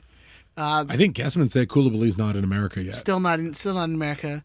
So he's going to arrive in America and then have an additional week quarantine. Yeah. So whenever he gets here, then the clock starts. Maybe by the time playoffs come around, he'll be here. I'm not complaining. I'm second in the West. It's a team that honestly, surprisingly, is second in the West at this point. I wasn't expecting this team to be. Everything's gravy on top at this point. Yeah, exactly. Expectations low. Look. So every time we get a win, it's like, hey, man. I've been telling you all this for months, man. I've been telling you for months. We're gonna be okay. We're gonna be okay, but you keep expectations. They don't have to be low. You keep them reasonable. It's just about keeping them reasonable. Could we have beaten Miami? Sure. Likely gonna lose against New York. Almost certainly gonna lose against Seattle. LAFC is an emotional game. Derby, rivalry games, whatever you want to call them. They benefit from the team that's playing well together and the team that's all on the same page, which we are, and LAFC clearly are not. You keep expectations reasonable and then allow the team the position to move and to fail or to succeed, and it's worked out in everyone's favor. It's been great. I'm in a good place, Ed. Great place. I'm talking myself in a better place than when we started. Who was your man of the match for this game? I love. I'm going to give it to Bondi for the clean sheet. Right. I'm going to give it to Bondi. First clean sheet of the year too. We didn't even mention that. First clean sheet of the year. Yeah. Ben just has to get like 11 more to reach his. Does he have 12? No, I think he has 10. I think it's 10. Okay. Yeah. It's still a lot. Still very severe. Jonathan Bond is the 17th goalkeeper to get to record a clean sheet for the Galaxy ever. That's a stat. And it's his first. That's a sad one. That's a stat. That's a stat, bro. That's like a stat, man. Stat, 17th. Bro. 17th. Very, very specific stat. To have that many goalkeepers play in a 25 year span. Mm-hmm. Oh, we have more than that. Wick's never got a clean sheet. No, I know. I'm just saying, like, just to have a clean sheet. Yeah, just we've had way more than that. Yeah. We've had 32 total goalkeepers. At least by my count. You said stat like something like we've had only like 4 players not get a actually even a game ever, like goalkeepers 9. Jesus. But you got to factor in Eric Lopez, Justin Von Steeg. Yeah. A lot of Andrew Wolverton never got to play. He played in the Open Cup, I think. Brian Silvestri played in the Open Cup. Those kind of guys. A lot of dudes nobody cares about. Brahim Hancock. Nobody but me. Nobody but me. I don't even think he remembers playing for the Galaxy. You want to know a rare, interesting stat about Brahim Hancock? One of the rare number 23s to ever gotten to don that number. Not a lot. I want to say 7. I think it's 7. Oh, we're gonna go down a rabbit hole now. Oh, we're really not. I don't care that much, but I think it's 7. All right, love it. Yeah, I can see Bond. So Lars gave Sebastian the man of the match. And I think they're starting a tradition. I think Bond started a tradition where they start chugging the beer in front of Lars. Mm-hmm. I don't know what kind of beer was in there, but Sebastian, I fear that it was like an IPA or something, because that he took a swig and he was like, "Whew." I don't think he expected it. Is what I'm saying. Yeah. But yeah, that was a funny sight to see. Yeah. He took a sip and he was like, "Whew." He made a face. It was so funny, man. I loved it, man. His girl Becky G was in like the. I saw a video of her. Yeah, she seemed like she was up in like the tents. I don't know what that place is called next to the VIP. I don't know. I know you have to go through those top stairs to get to that. I don't know what it's called, but good on her. She seemed like she's having a great time rocking the community kit. Celebrating her boy getting his goal. I like it, man. The mood is good. The mood is great. Yeah, the mood is amazing. For the most part, a little bit of turmoil going on, but overall, like I like seeing. In general, the positivity throughout seemingly the whole clubhouse, the fans, everyone. DTK is commenting on supporters groups, merch posts. Yeah, hey, I'm loving it, dude. It's a good time. I think and Greg was talking about having to change the culture, right? Yeah. Oh, and the importance of changing the culture. Yeah. The importance of changing the philosophy and the mentality and kind of getting everybody on the same page and. I strangely I heard a snippet of an interview Sir Alex Ferguson gave this week, and they were talking about. I think there's like a documentary coming out. Yeah, I think a couple are in the works, but he's getting near the end. So you got to get. He's a very, very intelligent soccer mind. So you got to sit people like him down and record as much as you Netflix can. is coming out or something. I don't know. I thought I saw a commercial or something. But he was talking about how you go about building championship teams and how you construct teams that are more than the sum of their parts. And he's like, the first thing you need is these guys who are with you no matter what. And I think he's talking to Gary Neville, and he's like, you were with me. I knew you were with me. You and I were on the same page. We didn't have to have a conversation. We didn't have to sit down and be long-winded, but like, I knew in the locker room you had my fucking back. And, you know, he's not swearing at him, but I knew you had, like, we were on the same page, and I knew, and you knew that, like, I had your confidence, and you know, we're going to work these things together. And when you get those things, you can win titles when you're not the best team in your league. Mm. I'm still telling everybody to calm down. I really am. Yeah, it's you got to temper expectations on this team. But we're really we're like 2 pieces away, and then you can stop tempering those expectations. Going for I don't think the Galaxy is a 2 team. I think they're around 4, especially in the West, 4 or 5. Who's better than us? Let's be real. Austin was great. Period. Done. Let's be real. We haven't faced a team other than Seattle that's been like decent. Mm-hmm. Miami had Seattle again. As good as Seattle is, Seattle's a 2-0 game, save for the last kick of the ball. And they actually, in that second half, Galaxy looked a lot better than they did in that first half. And it was a game that Greg admitted he experimented and got everything wrong. And played on turf. Yeah. But I mean, which apparently, if you play on turf, fuck, you just throw points out the window. Shit doesn't matter anymore. Are you mansplaining me right now? Did you see that? Can we talk? Are we allowed to talk about? I'm not gonna get in trouble. I don't need it. I got too much in my life. If you run an account that's like gender neutral, mute. If you run an account like on social media that's like gender neutral, it's like, and then someone is like comes at you. If you post something on Twitter, you can't be like, look at these men all talking to me. Look, no. You went back and forth as a I said, because when I explained it to Erica, I said a gender anonymous account. Yeah. It's not even gender neutral. Gender anonymous. There is no way to know. It's akin to, what's equatable? If fucking Ritz Crackers like comment, like put a post out there. Well, Sporting Kansas and then City, like someone's like, oh no, your crackers are shit. And then what? This was my only problem. They went back and forth. It was like your crackers. So say it's Ritz. Your crackers are shit. Hey, fuck you, man, or whatever. Like, hey, you shouldn't say that. Like, blah blah blah blah blah. No, man, your crackers are terrible. Hey, you shouldn't, ma. It's not fair. It's not right. Blah blah. And it was, blah. technically it wasn't even that. It was the fact that, she was like, oh, playing on turf has causes more injuries to players. Yeah. And the guy came back like, well, no, that's statistically that's not true. Well, Ritz was your example. No. I was going. But that's what I'm saying. So like, that's like someone coming to Ritz and be like, hey, you're number 2. This competitor is better than you. Here's a fact. So that's, and then coming back at them like, well, you're mansplaining to me. It's like, no, well, I don't know who you are. Yeah. Oh my God. You could be a. But it's a shield. No, I'm muting. You could be a parrot typing on a computer screen. Not doing this.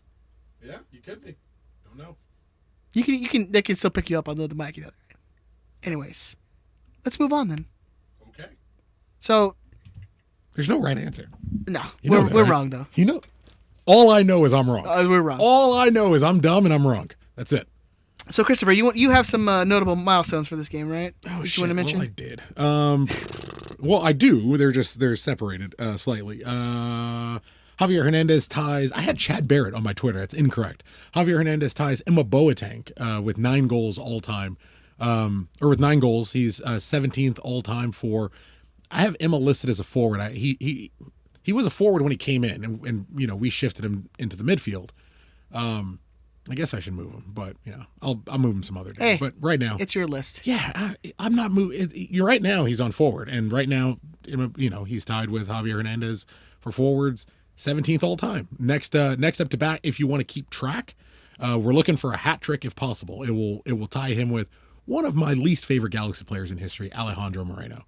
I need Chicharito to pass it. I need Chicharito to pass Alejandro Moreno. Way more than I thought I did. More than I thought I did before I looked it up. Once I saw it and I saw Moreno next, I was like, fucking better. It's another one of those XG players who fucking hate the Galaxy. Yeah. Or at least seems like he bought into Chivas. That's really what it was. When he got sent to Chivas USA, I think he Hey man, stand by your man. I stand by. But yeah, he's 3 goals away from tying Alejandro Moreno at 16th all time. And if he hits a hat trick in the next game, he will have done it in about 45 fewer games than the extremely untalented Alejandro Moreno. That's the hack. The hack. Ooh, I like that. The hack Alejandro Moreno. Sebastian Leget's now on 21 goals scoring in this last game. He's 5th all time for midfielders. I had him as 4th all time for midfielders, but in the very strange incidents that do take place in my life, Mike McGee commented on my post and was like, I didn't score more than 21 goals. Ain't this some bullshit? And Mr. McGee, you're definitely not listening, but you scored 25 goals. I had him listed as a forward because all of my favorite memories of Mike McGee was as a forward, mostly tearing San Jose to pieces in the 2012 Western Conference playoffs. I think it was the quarterfinal. But upon his request, just as if Emma Boateng requests to be somewhere else, on Mr. McGee's request, a man who brought me such joy, I have moved him into the midfield as he requested, which is good. His stats stand out a little better in midfield. So now the Leget's 5th all-time in midfielders and 2nd for non-wide playing midfielders. So like Alison Drini's up there, but it's just Mauricio Cienfuegos and Sebastian Leget as high-scoring Central midfielders. Efrain Alvarez made 34 appearances. He's tied all-time with Ned Grabavoy, Kyle Martino, and Steven Gerrard. And the saddest one, Samuel Grandsir, has officially passed Yoni Gonzalez for minutes played. That was fast. And fast. Yoni Gonzalez already had an assist by now, but he was playing with Christian Pavon. So a little different. Yeah. Well, that's another player. That's another player who was growing into the game. Like he had probably his best game so far too. Mm-hmm. So I can't be mad at that guy. Yeah. But that's all. Something to keep an eye out for the next game. Thank you, Chris. All right, we're gonna go into Big Tony's email now. Thank you, Big Tony, for sending these. We appreciate it. He starts it off with Viva la Galaxie. Prognostication: 3 more points in the bag. On Saturday, the G's hosted expansion club, the Austin Trees, and defeated them 2-0 on goals by Leget and Chicha. Trees? I liked everybody. Everyone was smoking trees this weekend. It was beautiful.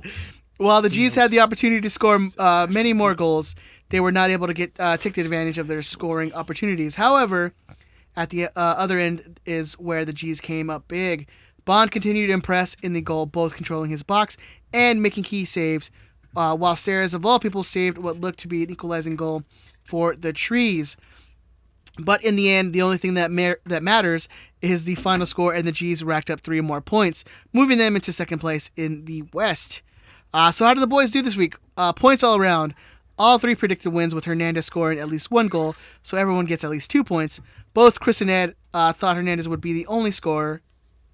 Both Chris and Ed thought Hernandez would be the only scorer, having predicted 3-0 and 2-1 results respectively. But Ed, No, Ben has had Hernandez with 2 and 1. Yeah, you had Chicha and Cabral. But Ed nailed the scoreline at 2-0 and picked up an extra 2 points. Ed thought we might see a goal by newcomer Kevin Cabral, who entered the game in the 62nd minute. He fucking almost did too. Yeah, we were fucked. But that would have messed. That would have messed up my 2-0 scoreline, which I was like. Yeah, she would. Yeah. So I was like, I was kind of glad he didn't score. You're right. Yeah. I think I would have made the same amount of points, though, right? With 2 goal scorers. I'll be honest with you. I have no idea how the game works anymore. Yeah. Me either. I always mix up the rules in my head. Anyways. Hey Tony, can you shoot us the rules on next week's? I'm sure they're on the website. We could probably just look them up. Really? We have a website? Nope. Let me go back to this. Ed thought we might see a goal by a newcomer, Kevin Cabral, who entered the game in the 62nd minute for Leget. It looked like Cabral might have scored, but he was ruled offside on the play. So Ed grabs 4 points, and Chris and Ben both get 2 points. Chris continues to lead in the standings with 10 points. Ed has gotten close with 7, and Ben trails at 4. I'm coming for you, baby. Coming for you. Yeah, man. So let's get into it. This next game. Oh, let's talk about fantasy first. It's objectively the funniest thing you've ever said. Let's talk about fantasy first, Chris. I know you still wanted to let people know that it's still open, still available. Yeah, if you're not that far behind, you're only what 4 games back. Yeah. You can still hop in if you want to play. If you've already made a team and you just want to hop in our league, that's available too. It all carries over. You don't have to make a new team. You don't have to start over at 0. You just jump into the league. It's fun. I'm playing. I'm genuinely invested. It's a part of my I have very few low stress events in my week, and this is one of my low stress events that I look forward to on Monday or Tuesday when it resets. So yeah, if you want to play, man, I genuinely find myself learning more about the league by playing. I'm learning more about the other players on the other teams and the noteworthy players on the other teams. So in the future, if you guys are like, hey, who is someone the Galaxy should consider looking at inside the league, I have multiple answers for you now. Right. Because there are, I want MLS to get to a point where the big teams hoover up talented players from other teams without being completely taken advantage of. And it's difficult in a single entity system. But yeah, man, fantasy is MLS fantasy is as close as you're going to get and to a level of coverage league wide that would interest you. That's not extra time radio. Like it is enjoyable, man. So I dig it. You should, if you want to play along, man. I have fun. It's good. We'll have the league code in the show notes. So if you guys want to join, we have, how many people do we have in this league? I want to say, I think we had 60. We have 61 players, 61 league or teams in the league. There you go. Yeah. Top 5 right now are number 1 Vocal Fry, number 2 MBFC, number 3 Riot Squadcast OF, number 4 our man Chris Tucker with Chicha's Angels. Chicha! And number 5 is LV426 FC. Hey. So that's your top 5 in the Riot Squadcast Where are you Fantasy at? League. I am number 21. Okay, that's not bad. I had a pretty good week, man. I'm telling you. 21 out of how many points you get? Do you know? 82 points this week. Yeah, you beat me. I think I got Like 60. You got 80. I had 80. Okay, I thought I got 60, 69. But I love the double week because my players that had double week, the first game just shat the bed. Yeah.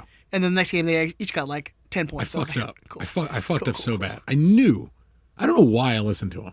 I knew Jonathan Bond was going to get a clean sheet this week. I knew it. I fucking knew it. The only thing that I missed. And then Ben's at 37, by the way. Just like that. But he Okay, had that's not bad either. he had a 92-point week, dude. Oh, He had a fucking good killed week. both of us. He had a good week. We got to tell him he was terrible when he gets in because you know he didn't look. He's not going to listen to the show anymore. But I knew Bond was going to get a clean sheet, and I had Jonathan Bond.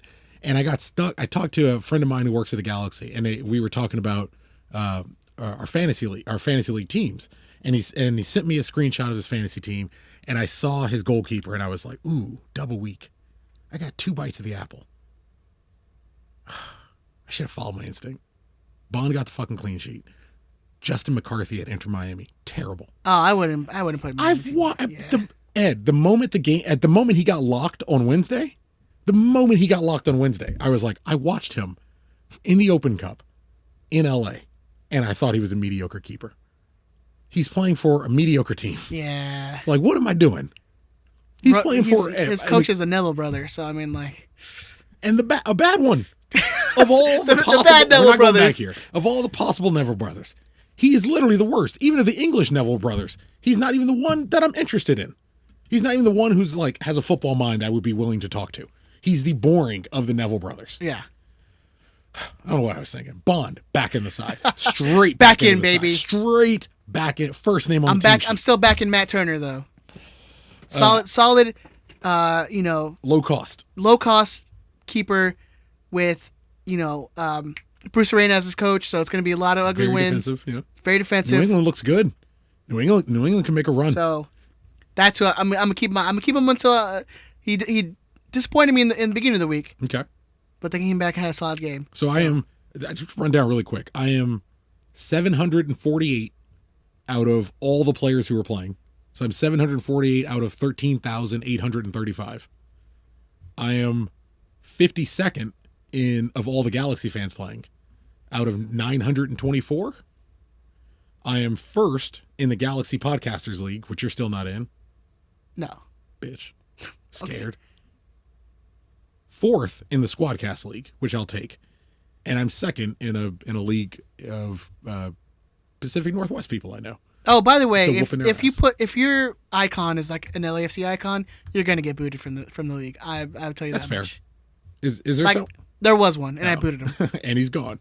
But like I'll leave like the New York Red Bulls guy, and like there's a Minnesota guy in there.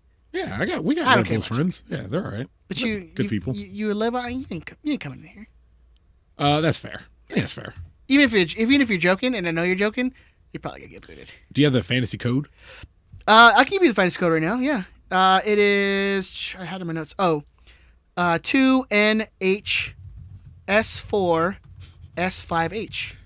But again, it's going to be in the show notes. So if you can't have a pen or you don't have access to a writing utensil, it'll be in the show notes. You can just copy and paste.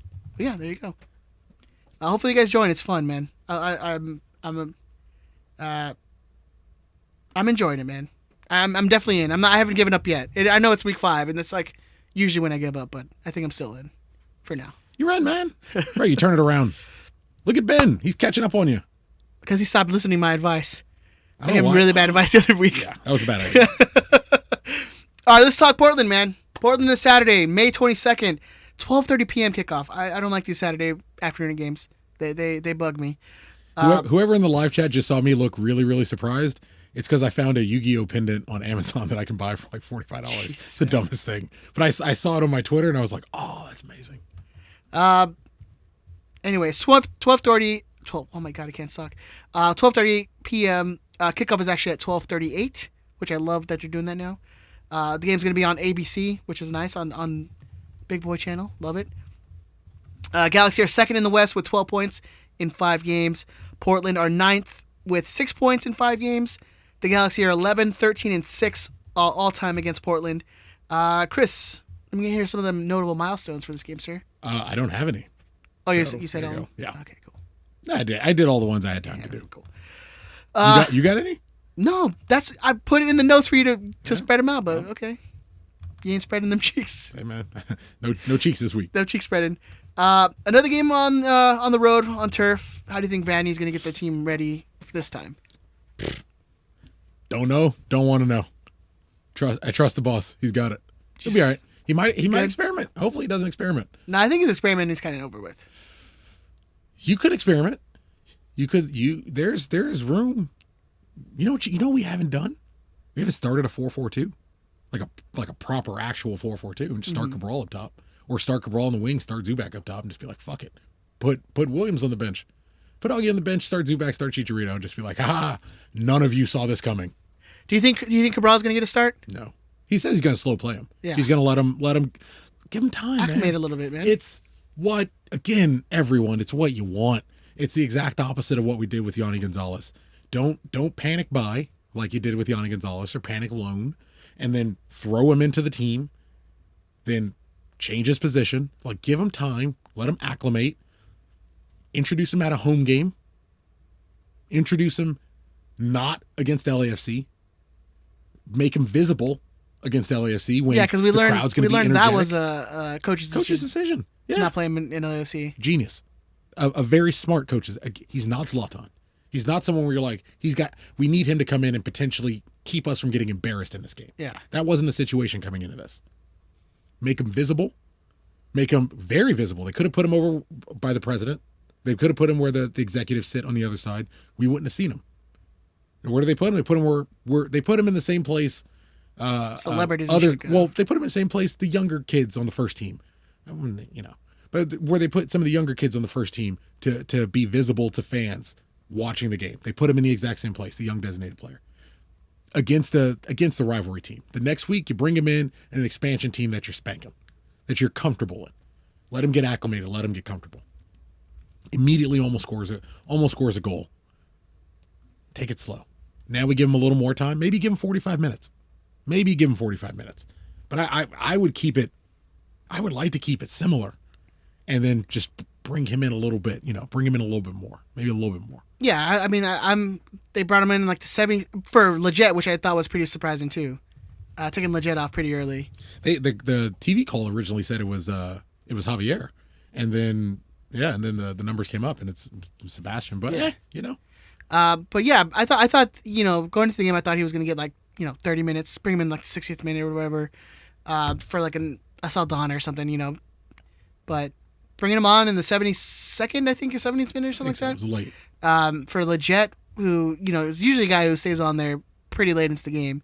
And if he gets subbed, it's usually like the last couple minutes of a game. But yeah, I'm digging. I think the slow play is a good idea. It's not necessarily that 60 seconds. dire to bring him in right away. You got a good amount of time. Yeah, Yeah, just under 30 minutes with stoppage. because in a couple of weeks we're really gonna need him because we'll have all the international call-ups leave. Mm-hmm. So we're definitely gonna have him. Got to get him in. Got Yeah. to get him going. Oh, But this way you can get it going. it's not this is the beauty. It's not a race, baby. This is the beauty. This is the beauty of a hot start. This is what being second in the West affords you. Greg's not concerned. He doesn't need to be concerned. He's not stressing about his job. The supporters aren't losing their minds. Everything is good. The league is blowing the galaxy. Or sorry, the league is the league's blowing the galaxy. They're loving Chicharito. They're loving Greg Vanney. When's the last time somebody mentioned Chris Klein's name? Yeah. When was the last time, outside of us talking, when's the last time anyone mentioned his name? When was the last time you saw, outside of any satirical, and I haven't even seen it satirically, when was the last time someone said Klein out?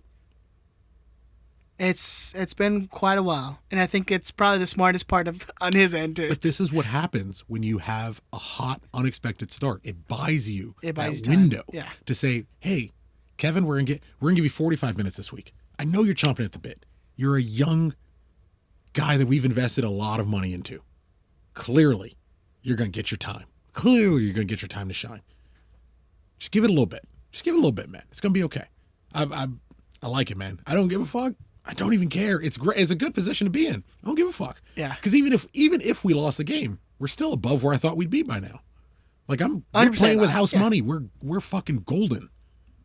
So how do you going back to my question? How do you think Greg goes into this game? I mean, I think we always say, like, as long as there's no injuries, we're fine. Good.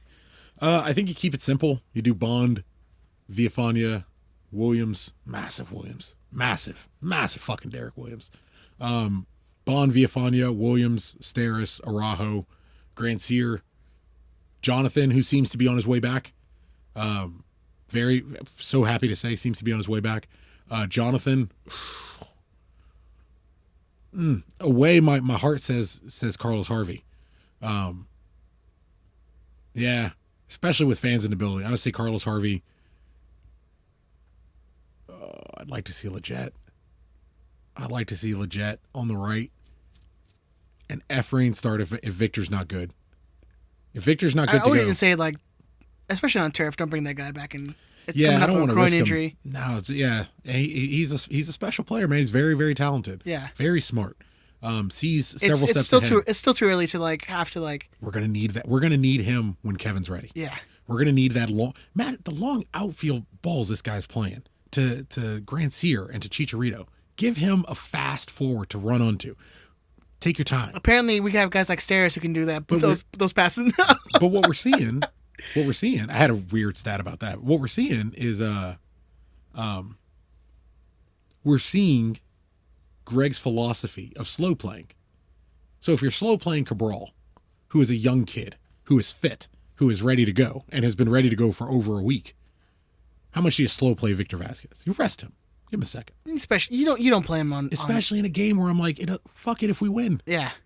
Be respectable. Get a draw away. Yeah, be and awesome. it's still early where we can drop a game, especially a game in a place where away a overly hostile environment. and on a field that a guy who's battling a groin injury, probably you don't want to. It's not the best option to bring him onto a And it's early. artificial turf. It's early, but Portland's not great. They've played a ton of games. Like don't do There's anything there's to a ton of injuries on their team. don't do. I hear they're missing 9 players. 9 players and Diego Chara, which is like Don't do anything. 19 fouls that we're not gonna have to Deal suffer. with. Yeah. Don't do anything that, in my opinion, I wouldn't do anything that would potentially threaten what appears to be the long-term potential of this current lineup. Rest Victor, start Efrain, start Leggett, start Carlos, start Jonathan, Grandsir. Hey, maybe this is the game. Grandsir digs it out. Mm-hmm. It is getting better. Yeah. It is getting better. I get people are hard on him, but it's getting better. And also, man, the fucking French contingent is coming. You're second in the West, and one of your most important players doesn't speak the same language as anybody. You're getting ready to get Cabral and Raveloson and Koulibaly. Like, and the other guys are going to start picking up what the Frenchies are all saying. Yeah. But once the Frenchies can all talk to each other, can I call them Frenchies? Is that okay? I think that's fine. Once the Frenchies are all talking to each other, and then they're picking up a little bit of English, and they're picking up a little bit of maybe Jonathan and Chicharito and Efren. I'm just getting more comfortable. And look, at the end of the day, man, football is the language. Football is the language they all speak. Football is life. They're going to figure more than you know. They're going to figure it out. When they figure it out, Grant Sear is going to get better. It doesn't really matter what happens. For me, it doesn't matter what happens. I want to get out of this game injury-free. That's the only thing that's literally the only thing I'm looking for. Jose on the chat says, and don't forget, and then there's the LA bitches. Whoa, what is that? Like, for the guys, get them all, like, there's the ladies. I don't know. What does that mean? Is that sexist? Maybe. I'm not. Clearly, I like to. It sounds like clearly I don't even understand what he's saying. I just want to make sure it's not sexist, so nobody talks to me about Pretty it. sure. Hey, go cancel Jose. Yeah, just don't talk to me about it. Yeah, hey, that's fine. Yeah, man, I'm with you. I think as long as you get out with no injuries, and then don't risk the guys who are, like, your Vasquez, like, you don't need to bring him on if you don't need to. Just keep it easy. Keep it easy. I think what kind of do you see us coming into it with that possession style, or we're gonna, because there's a couple of styles that we've seen this season with Greg, how he goes out keeping the possession. Lately, it's been more like let the other team take it and we counter. I think that's been working for us. Yeah.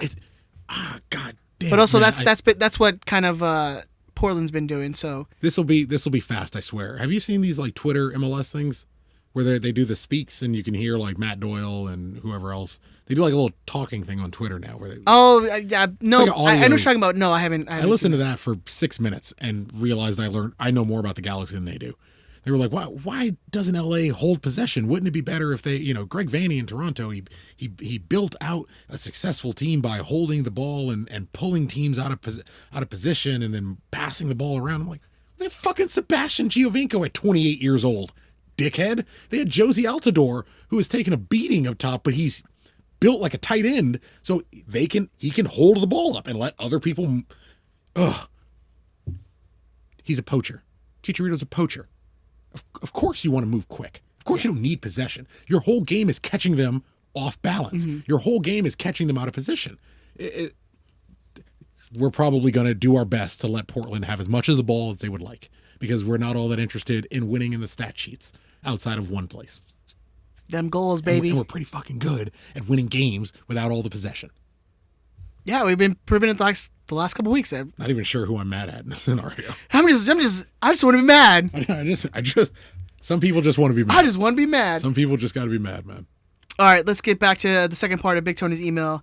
Looking forward, on Saturday, the G's travel to the Pacific Northwest again, but this time to face the Portland Timbers. Portland currently sits ninth in the Western Conference with 6 points. Half of the G's currently total. Half of what the G's currently have, whatever. Portland hasn't been particularly good so far this season, compiling a 2-3-0 record. And if you include their CCL games, they've gone 3-4-2. However, since they got bounced out of the CCL, did I say UCL? CCL, their focus has been on MLS, and it looks like they might be improving. 2 weeks ago, saw them fall against league-leading Seattle in a close game, 2-1. Then the following week, they beat the Smurfs 2-0. This return was despite some key injuries for Portland. They called up a USL keeper in Logan Ketterer. Yeah, he's like a child. Of El Paso Locomotive FC, who will likely be in goal next again this game, who got a clean sheet and saved a PK against Wando. So that's... Did they win? Oh, they won that game. They won, right? Yeah.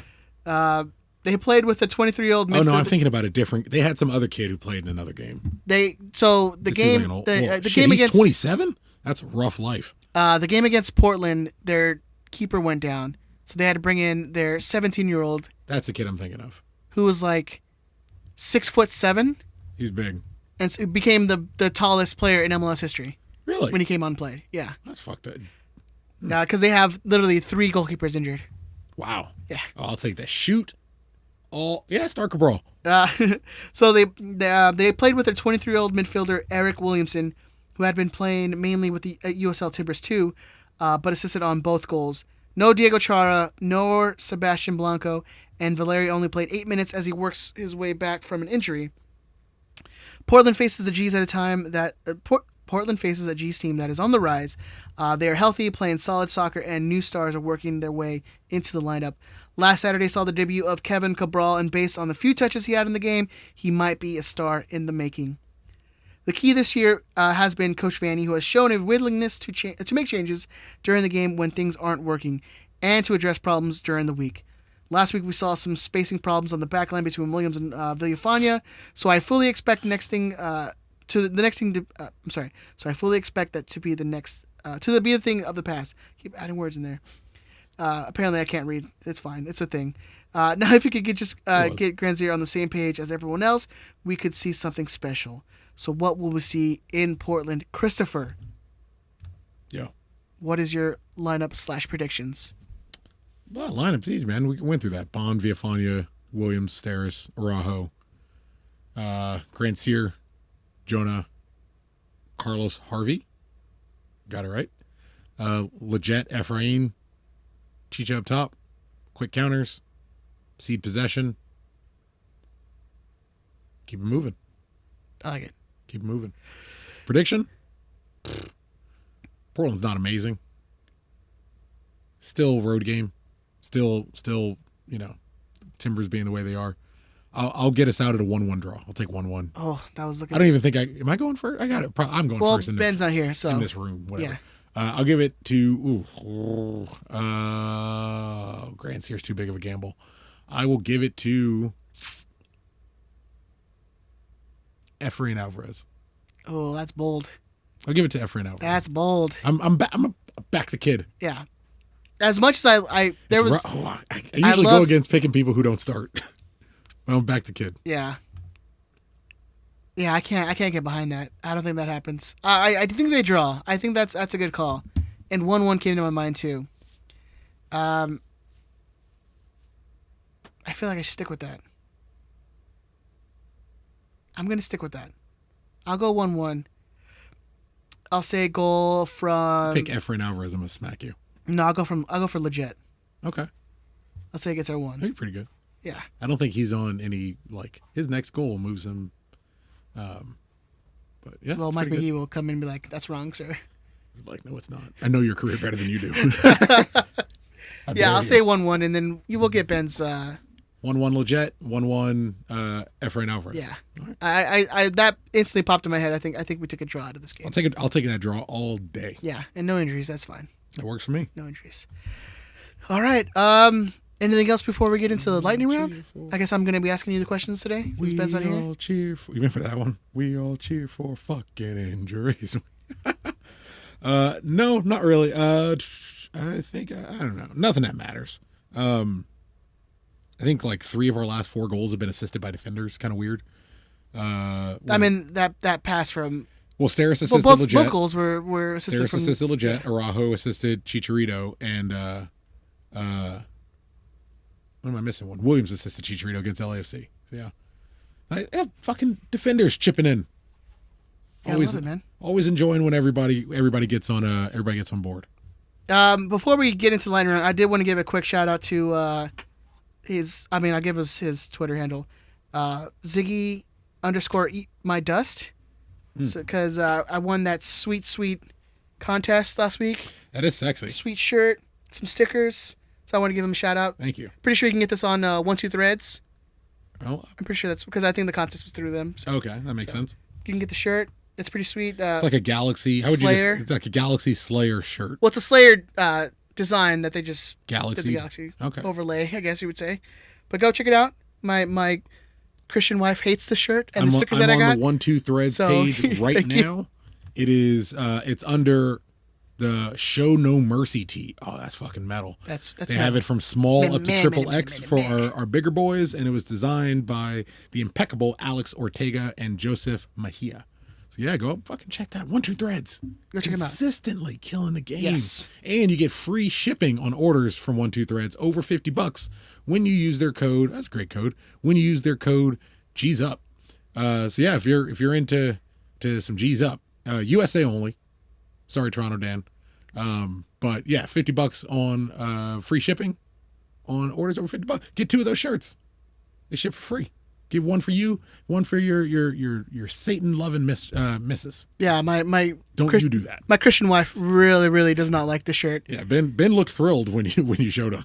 He said he's gonna put it on his what are the water things called? Praying for you. The water things? Oh my God, my brain is dead. What you drink out of? Hydro flask. Hydro flask that he takes to church. That's what he said he's gonna put. First of all, we'll get into slide rounds on the Instagram, but I want to give a quick shout for Tito. He asked this question in our YouTube live chat. If you look back at the game, you see Williams demanding the back line. Mm-hmm. In the future, would you be okay with him taking the armband if Jonah is out for a game or so? Yeah. Would I put him on that list? Yeah, because there are a couple guys ahead of him. I put him over Steris. If I'm honest. Most vocal player as far as leadership right now, even more so than Jonathan, I think it's Chicharito, right? I think they'd probably put it over. Like, I don't know if he's waits till assuming he's being malicious. He's waiting till the cameras show up, and then he's like, "Come on, guys, let's pump it up." But giving him the benefit of the doubt and assuming it's all legitimate. Well, if you hear like he's the leader in the locker room. He's the vocal. He's the vocal guy on the field. Yeah. He's more vocal than Jonathan. Like, we score goals, and he's like, "Let's fucking get back. We go again. Oh yeah. Apparently, people don't remember Keane and him complaining when he didn't get passes and. I'm not fucking slandering some. Come on. What does Robbie have to do with this? Well, because people were complaining about Chicharito complaining, like getting upset when he about? didn't get a pass or Oh, complaining to the referee. who the fuck? And I'm like, do you guys are really these the not same remember? people who like Zlatan? Or do Then not it- remember? But you, Look, yeah, look. you need to disregard dumb opinions. Robbie Keane.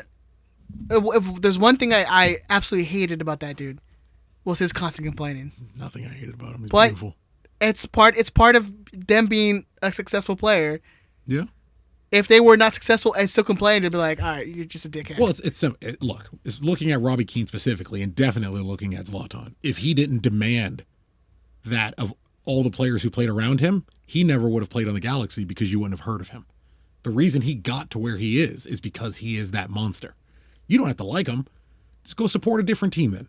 But the reason he is that way, the reason he scored, the reason he did what he did to LAFC is because he wants the fucking ball in a certain place. It's part of the package. You don't get all the good moments where the guy was like, it's cool. I guess. No biggie. Hey, no man, biggie. I'm gonna give you a gold star when we get out of here. No because big deal. you tried. This is the last 6 years of my career. It's the last 5 years of my career. No big deal that you fucked up. I mean, Zlatan is like, this could be my last year. But it's never his last year. I know. But especially He's gonna for a play till poacher, like so 75. much of Chicharito's game depends on everyone else. Of course he's going to be frustrated when he doesn't get the ball. And he's not yelling at people. He's frustrated because he wants to score for you, which is what you want, but he's frustrated. And you're right. He does what Robbie does. He's like, no, I need it here. Yeah. I need it over here. This is when I'm making this run, this is where I need you to play the ball. They're athletes. They're all used to this. It's not always ball busting. Sometimes it's like, hey, next time smarter here. We go again, and we go again, and we go again. I like Williams. I wouldn't be opposed to it. He's probably my number 3. But it's Jonathan because he's already captain, and that's, you don't do that. It's Jonathan, then it's Chicha, then it's Williams. I think maybe if Jonathan doesn't resign and he is not with the team next year, I guess I could see. It's still early, Could be either one. but I can see Williams getting it. Vanny's not a guy who's like. I don't think he's a guy who's gonna be like, all right, so he's our big money player, so we're gonna give him the captaincy. Like I see Vanny be like, yo, we're gonna just have a player who's a leader on the field. But I think Chicha is. if he had it, yeah, who would begrudge it? Watching what you see, Yeah. at least in the materials that we get to see, like he looks like a locker room leader, and a locker room presence. So yeah, I would have a problem with it. All right. But no problem with Williams either. Thank you, Tito, for that question in our YouTube live chat. Let's get into these Instagram Lightning round questions. Pew pew pew pew pew. Lightning round. I wonder if I can find it. It's on there. Okay. But it's far. Yeah. I got a cramp earlier. I don't Yeah, know. you know. This one from Big Ish 01. How can I get a G2 away kit? Break into one of their houses and steal it. Don't do that. Don't do Don't that. do that. Don't do that. Do not They do don't. that. Why would they don't even have them at their house anyways? Fuck, what are they, Batman? He's got a whole bunch of Doug Funny, a whole bunch of outfits. No, I don't know, man. I would Talking about Quell Man. get a bunch of people and keep asking nicely. Just ask nicely. You guys don't. It doesn't have to be cyberbullying. Just ask nicely. You go to be like, hey man, I'm one of your biggest fans. I'm the number one Dracoff. Yeah. Well, no, I'm not saying ask the players. Tweet Galaxy 2. Even ask the players. Tweet Galaxy 2 and ask them. All of you. Every day. You'll get an answer at some point. Probably. I don't know. They might block you. Don't listen to me. From this one from Ruben _ yes guys. Where can I find a Jonathan Bond jersey? I thought I was going to say G2 jersey. I thought we sell goalkeeper jerseys. I don't ever. They've said they don't sell them, but I've heard people say they sell them. I've seen a lot of people with goalkeeper. I believe they sell goalkeeper jerseys. I don't think they're doing customizations inside of the store right now. So that might be the issue. But I believe inside the stadium at the team store, they sell goalkeeper jerseys. I completely could be wrong, but I think you can get them at the team store. Or you can break into his house and get one. Don't do that. Don't do that. Okay. Don't do that. Don't do that? No. That's what all the videos I'm showing you all. But Jacksonville gangs, that's all they do. Wink, wink, wink. This one from AEK 6000. Who's the second mystery man we're going to sign? So they're referring to how Baxter says that the Ryan signing isn't the last signing we're going to have. There's another mystery signing. Mauricio Cuevas. I don't know. Well, there was that Bosnian website that said Eden Dzeko was coming to LA. Yeah. I don't know. We're running out of places. This is what's becoming an issue is we're running out of spots to put bodies.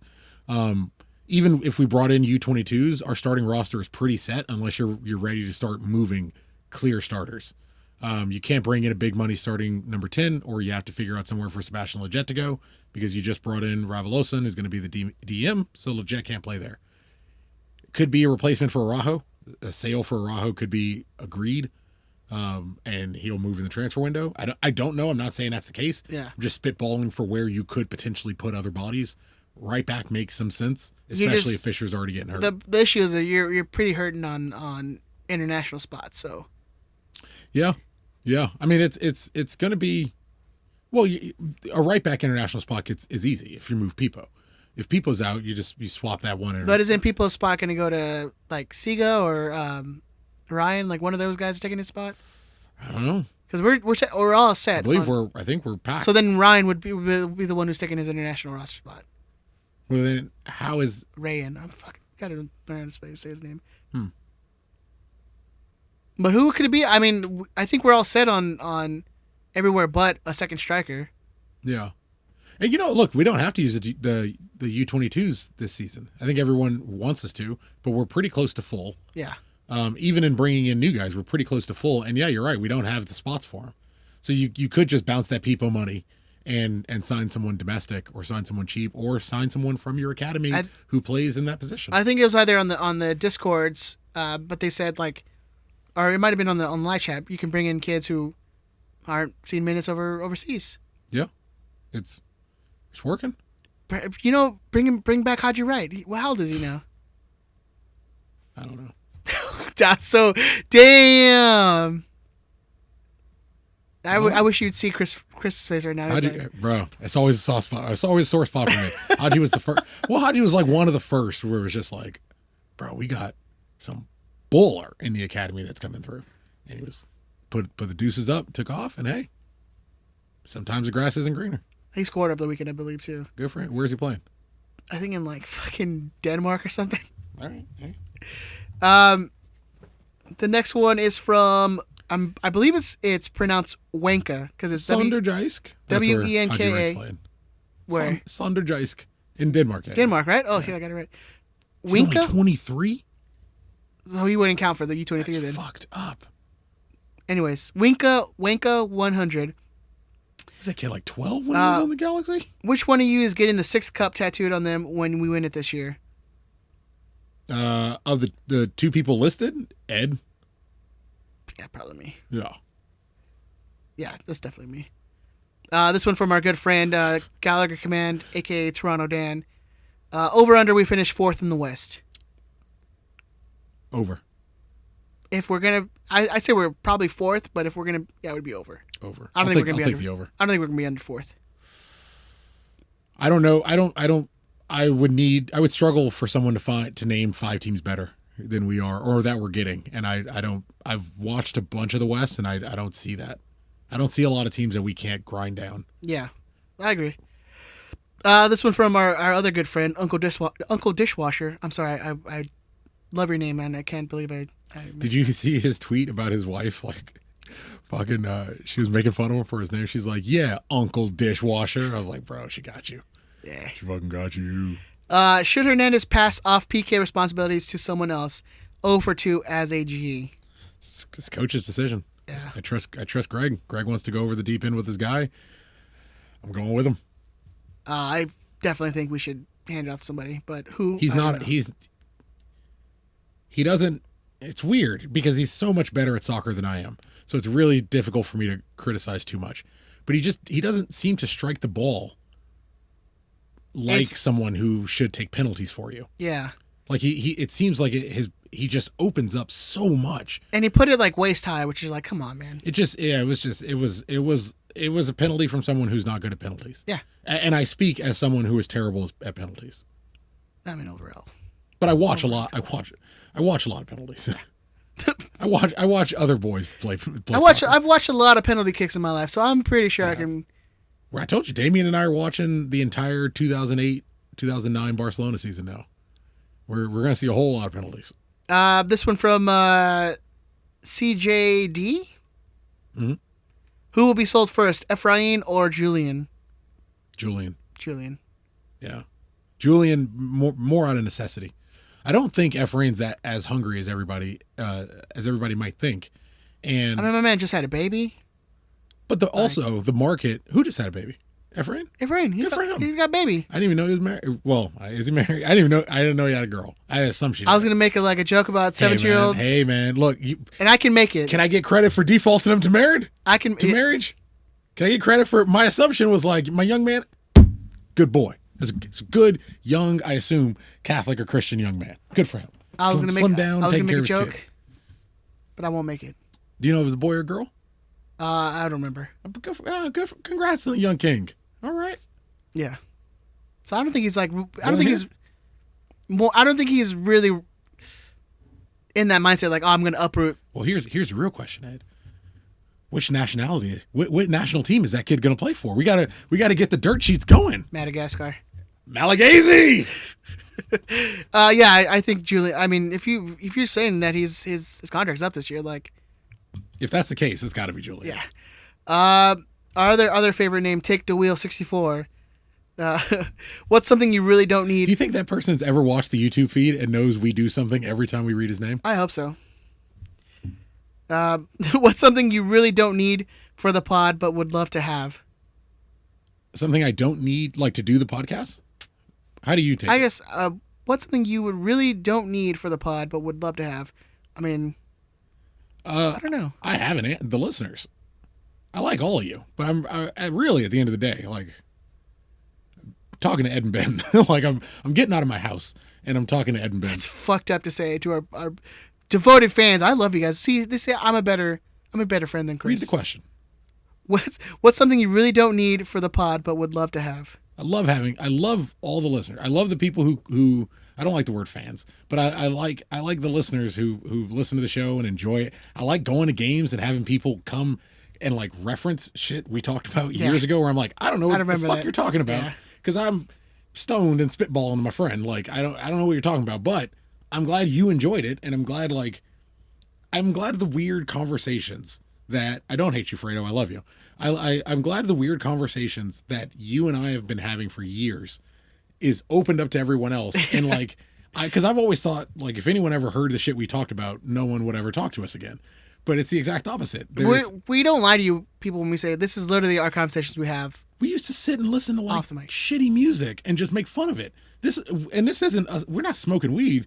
We're just bored and had nothing to do. And girls wouldn't talk to us. We would like listen to like LFO and be like, hey. Well, I wasn't gonna name the bands because they're all. We didn't like the music. We were just like, remember this? This is awful. Except for Hoobastank. We'd go to Hoobastank was I like. love Hoobastank. We got to just go to a Hoobastank show at some point. But this is the conversations we used to have, and now we have them, and other people get to have them with us. Yeah. And so, but it's just people who chose. I mean, I assume because who would listen to something they don't enjoy? But other people who I assume enjoy it, who decided to take place in the conversation, but we still have like 90% of the conversation, but now 10% of it is with a bunch of other people. And so like I don't need that aspect, but I genuinely enjoy and love that aspect. So I probably would say interviews. We don't need them. I'd love to do them. Like player interviews? Yeah. But I would only want to interview people no one cares about. Oh, that's what I'd want to. That's the people I want to interview. Yeah. Yeah. I feel like I could get Jalen on here. I feel like I could get like in studio. I feel like I could get him in studio. We just got. Well, I'll show him my vaccination card. Be like, hey, we're good.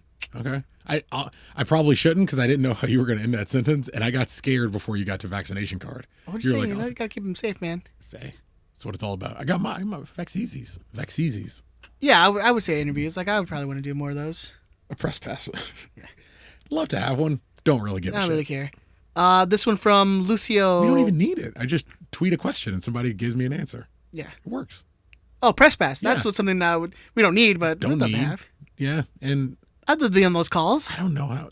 But then we get Honestly, I think that's the only thing we would really use it for. to interview players. Yeah. Yeah. Well, no, I would for those media calls, Yeah. and then we get them anyway. But we get them anyways from Josh. Yeah, I think I'm good. We're probably good. Yeah. This one from Lucio Corolla. Y'all opinion on Chicha taking pen? Oh, weird. Sorry. Should someone else take them? Yeah. Yes and no. You got to tell me who. I don't know who the who is. That's the thing is I could be Cabral. He's supposed to be a forward. Could be Cabral. I'm thinking maybe a Vasquez, but again, I don't know. I don't know what his stats are on taking penalties. So We'll see.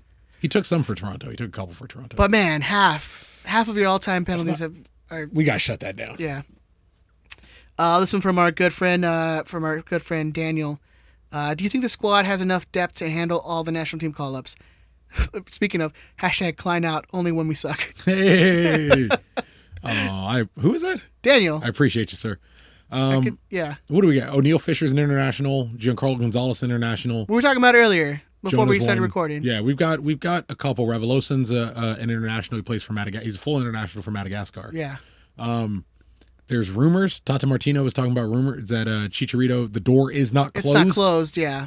Which, look, if you guys are trying to win something, ooh, that is going to be Mexico difficulty for me Mexico, that I have never considered in my entire life. Mexico really has trouble struggling in CONCACAF. Ed, Yeah, no. What have I been saying this whole year? Chicharito is on the 2009 Edson Buttle offseason trajectory. And how did that story end? With Edson Buttle getting called up to the U.S. men's national team to go to the World Cup. What the fuck am I going to do when Chicharito goes to the World Cup with Mexico? Well, what's this next one in? Is it the Qatar one? It's Qatar, yeah. So I won't be watching it. I should boycott it. I won't, yeah. Solutions. But it's the best it's the best U.S. men's national team I've ever seen. Like, We'll see if they... Probably, yeah. We'll see if they make it to. It's never a sure bet.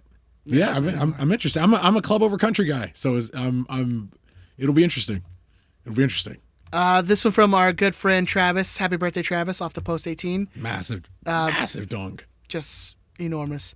I'm glad he was able to get it out of the way to type this message. Yeah, I don't know, man. Like, I figured he would need both hands to support it.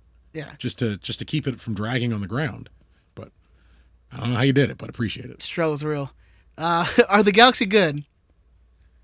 That's the question. Love you, Travis. We are playing very well. It is a cop-out answer. Yeah. But we are playing very well. All right. This one from Salgado.dci. Have we officially gone from having one of the poorest built rosters to one of the best? It is as reminiscent of Bruce Arena's 2008 offseason roster flip as I have ever seen. We flipped players that it seemed like they would be here for a long time, regardless. And we still have pieces that are. we still have pieces, and you have to have money to pay all these guys. So we still have money available to pay all these guys. Yeah. We get another forward. This is a better flip than Bruce did going into the 2009 year. We are, if Ravalosan is what he's supposed to be, and if Koulibaly is what he's supposed to be, still a ton of ifs. And then, so whatever other mystery players are coming in. It's hard to say until the end of the year when you can kind of look at the whole story.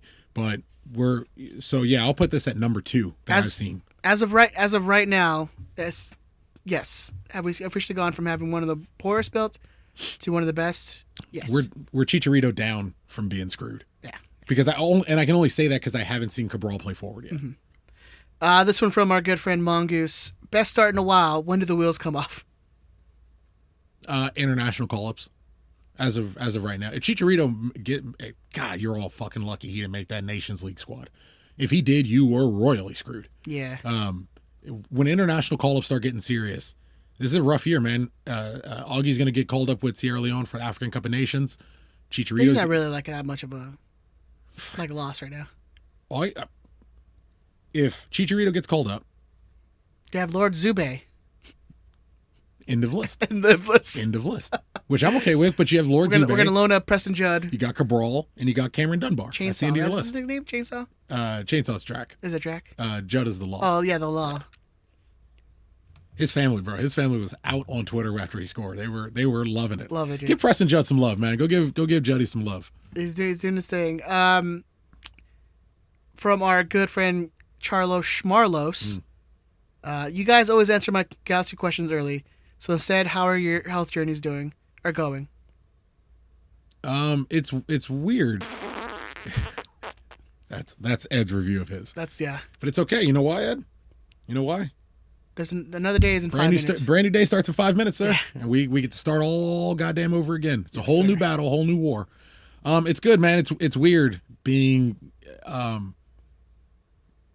wife and I were going to Hawaii at the end of June, and I will turn 35 on Maui. As my grandfather says, good Lord willing and a creek don't rise. Basically, as long as I live to that day. I will turn 35 on Maui, and I can unequivocally say I will be in the best shape of my life, and that is a fucked up sentence for a guy who spent 20 years obese. You've come a long way from chugging 2-liter Dr. Peppers, man. My brother, I tell you, oh my God, the concept. Yeah, it's cool, man. I got about 18 pounds to go, and I will be overweight for the first time in a very, very long time, and then I just keep on grinding. And keep going. So it's cool. Every day's a struggle. Every day's a challenge. Every day's a new battle. But you just keep moving, and you just keep at it. And just like in any real battle, you try to bring your family and your brothers with you. And you try to drag your people with you to the end. You just, God damn it, everybody, you just got to start. There's someone, I swear to God, I'm not gonna preach, Ed. There's someone listening to this who is tired of being tired. Who is tired of fucking buying bigger clothes, who's tired of buying bigger belts, who's tired of all the bullshit, who's tired of bullshitting themselves and lying to themselves about why they're fat and why they're lazy and why they don't work out and why they eat shit and why they eat junk and why they drink all the time and why they drink soda. There's one person who is tired of fucking bullshitting themselves and excusing why they live the way they live. Hopefully that person understands that tomorrow is a new day and it gets started tomorrow. Because it's just taking years off your life. And I broke 40 pounds losing weight, and I walked around the block carrying 40 pounds of weight to feel what that shit felt like, to remember what it felt like. It's exhausting, man. Start tomorrow. You don't have to be great. You don't have to lose 40 pounds. You don't have to lose 10 pounds. You just got to move more than you're moving. And if you win tomorrow, the next day is going to be hard, and the day after that's going to be hard, but give it some time and it gets easier. You just keep going. Yeah, my diet's been shit.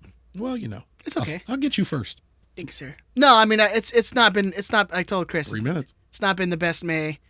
Dealing with a lot of what I tell you personal stuff. But what I tell you, if you ate clean for the rest of May, and then you ate clean for June, and you kept going and you kept going and you kept going, by September it'll be the best May of your life.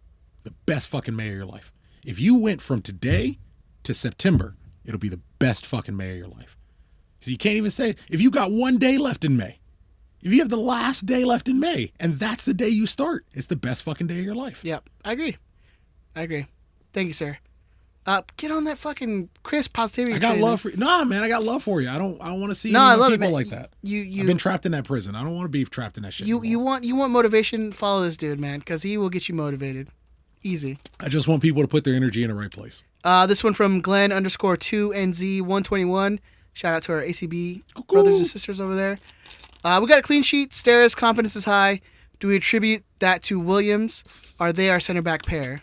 I attribute it to Siga Koulibaly Signing that contract, impending arrival. putting that pen to paper, baby. That's what you see in the Stairs. Well, I like to think Greg's a fair coach who's like, hey, Nick's not enough. Giancarlo's on his way out. Yes, Siga's coming in. Yes, he's competing for a starting spot. Show me why you deserve to keep playing. Fight for it. Show me why that's your fucking spot. Show me what you got. Show me what you got. Because if you don't have it, I got to bring Siga. Shout out to Rick and Morty. I got to bring, I don't know. I didn't even get that reference. You would love it. Give me time. Hawaii. I'll watch in Hawaii. I've been looking for something to watch. I got to bring somebody in. Nick's not enough. Giancarlo's on his way. Go earn it. Go fight. Love it. That's what I think. I think he really is here to. I don't know if he's going to start. I think he's here to compete with Stairs. But if Stairs keeps playing like this, I mean, who knows? Yeah. Who knows? This one from Lou8ACC4. You guys are awesome. Not a question, but thank you. Appreciate that. Appreciate it. From our good friend LA Galaxy Outsider. Can we Twitter bully the G's to make G2 shirts available? I need them shits. I don't think you should Twitter bully them. Twitter bully. Don't Twitter bully them. Break it to their house. Don't stop telling people to do that. I don't think you should Twitter bully them, but I do think every person who is interested in that should voice that opinion to them. Calmly, nicely, professionally. Go tell them. Don't fucking tell me. What am I going to do? Don't tell me. I got my G2 jerseys already. I got G2 shorts. I got Jack McBean jersey. I think I got 2 Villarreal jerseys. I got a Zubac. No, I gave a Villarreal away. I got a Zubac. Yeah, you want a G2 jersey, go let them know, man. Or if you want a G2 jersey, fucking start showing up to G2 games. And it's a lot harder now that you're in the big stadium because they're not gonna walk across the fence where you can just ask them. Go tell them. Go let them know. And don't break into their house. Don't break into their house. They don't have the jerseys there. Break into their house. Don't break into their house. Don't break into their house. This one from Ethan Padilla. When will Augie play? For the first team? For the first team? Who knows? He's played for the second team, and he's not looked good at all. Yeah, he's struggling a little bit. He's struggling, but I don't know. There's not a need, and I wouldn't shake too much stuff up. At some point, you're going to need another set of legs to help offload those Chicharito minutes. And hey, he's a forward 3. I don't know. A demand for Augie to play when you have the hottest striker in MLS and you play a 1 forward system just doesn't. Yeah. It doesn't. Well, at least we haven't even seen him get like garbage minutes for the first team after signing. Chicha's playing 90 minthere every match. Like, what do you? How would you play him? I get him not. I even understand him early. I even get him not being on the bench. Like, Dunbar is on the first team. Zubac is on the first team. Cabral's on the first team. Javier Hernandez on the first team. It is just Preston Judd and Felix Barajas to play forward on the second team. So what do you think? What do you think was the purpose of signing him to the first team then? He deserves it. I think he deserves it.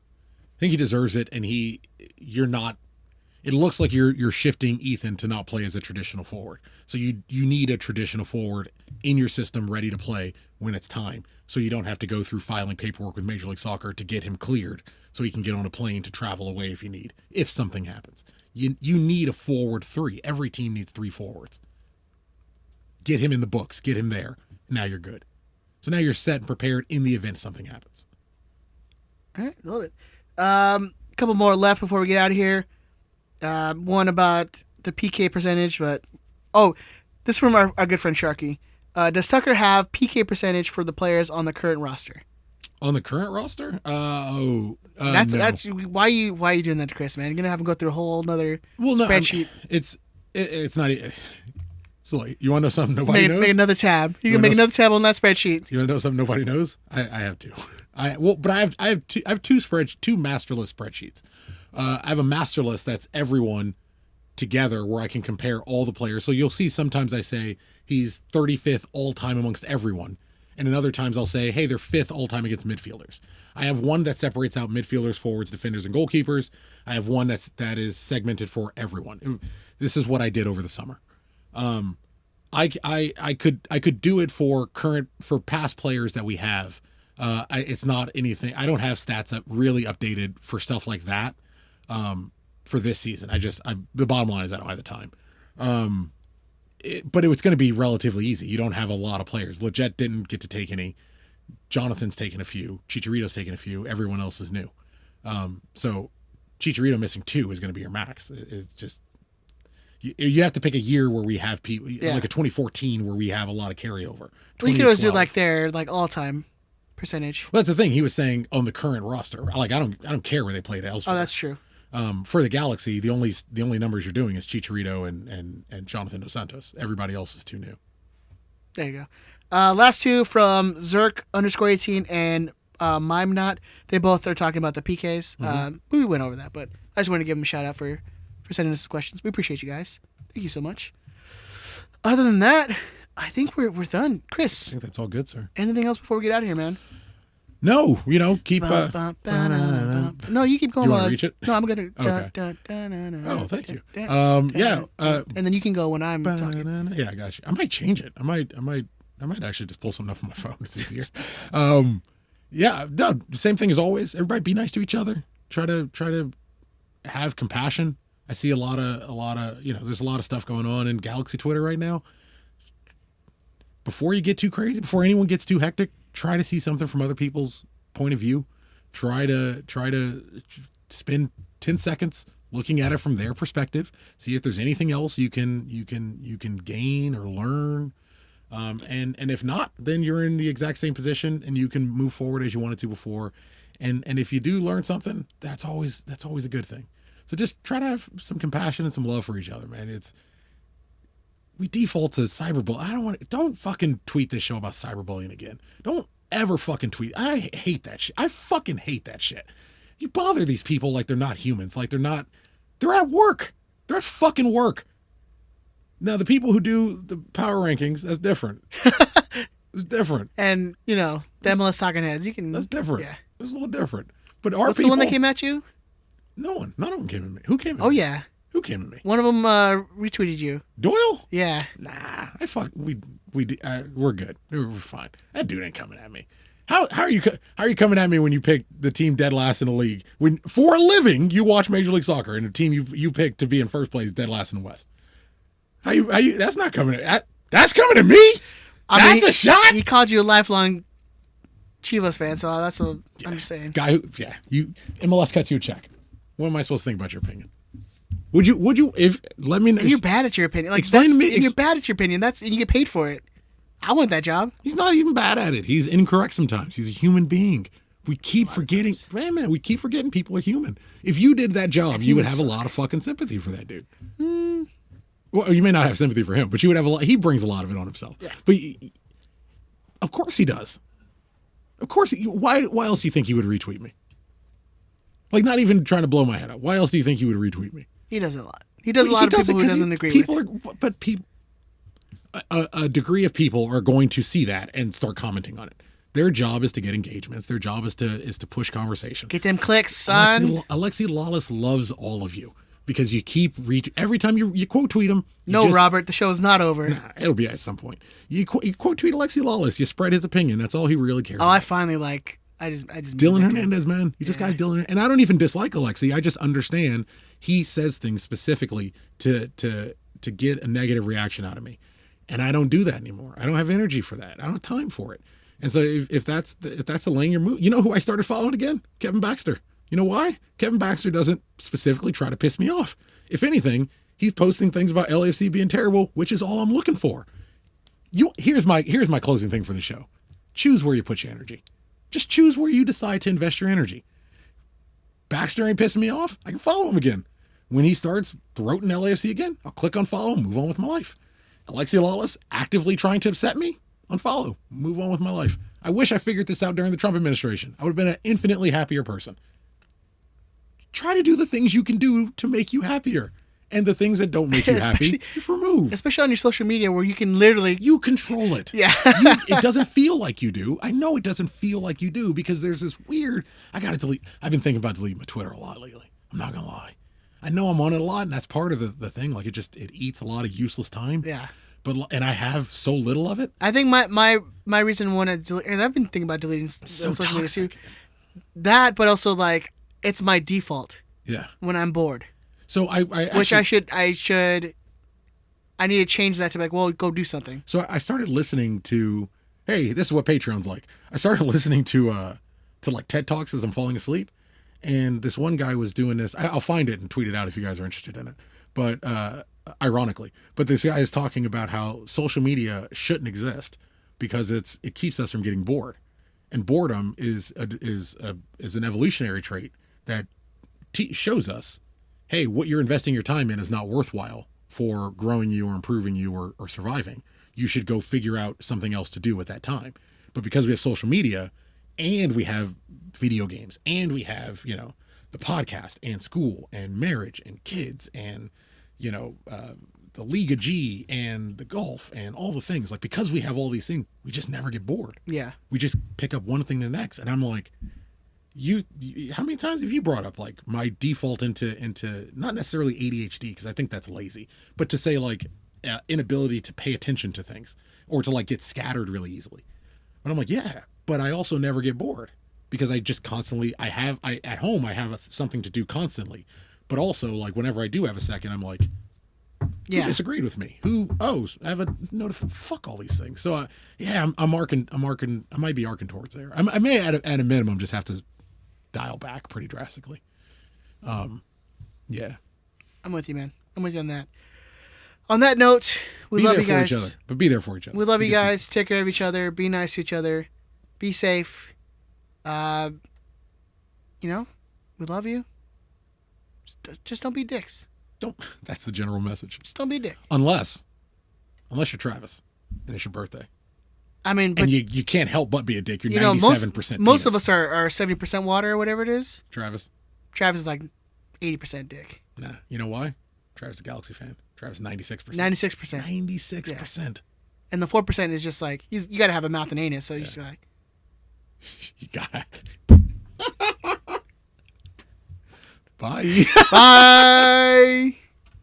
See if I can end it from over here. I don't know if this is the end button. I don't know. That number's still going.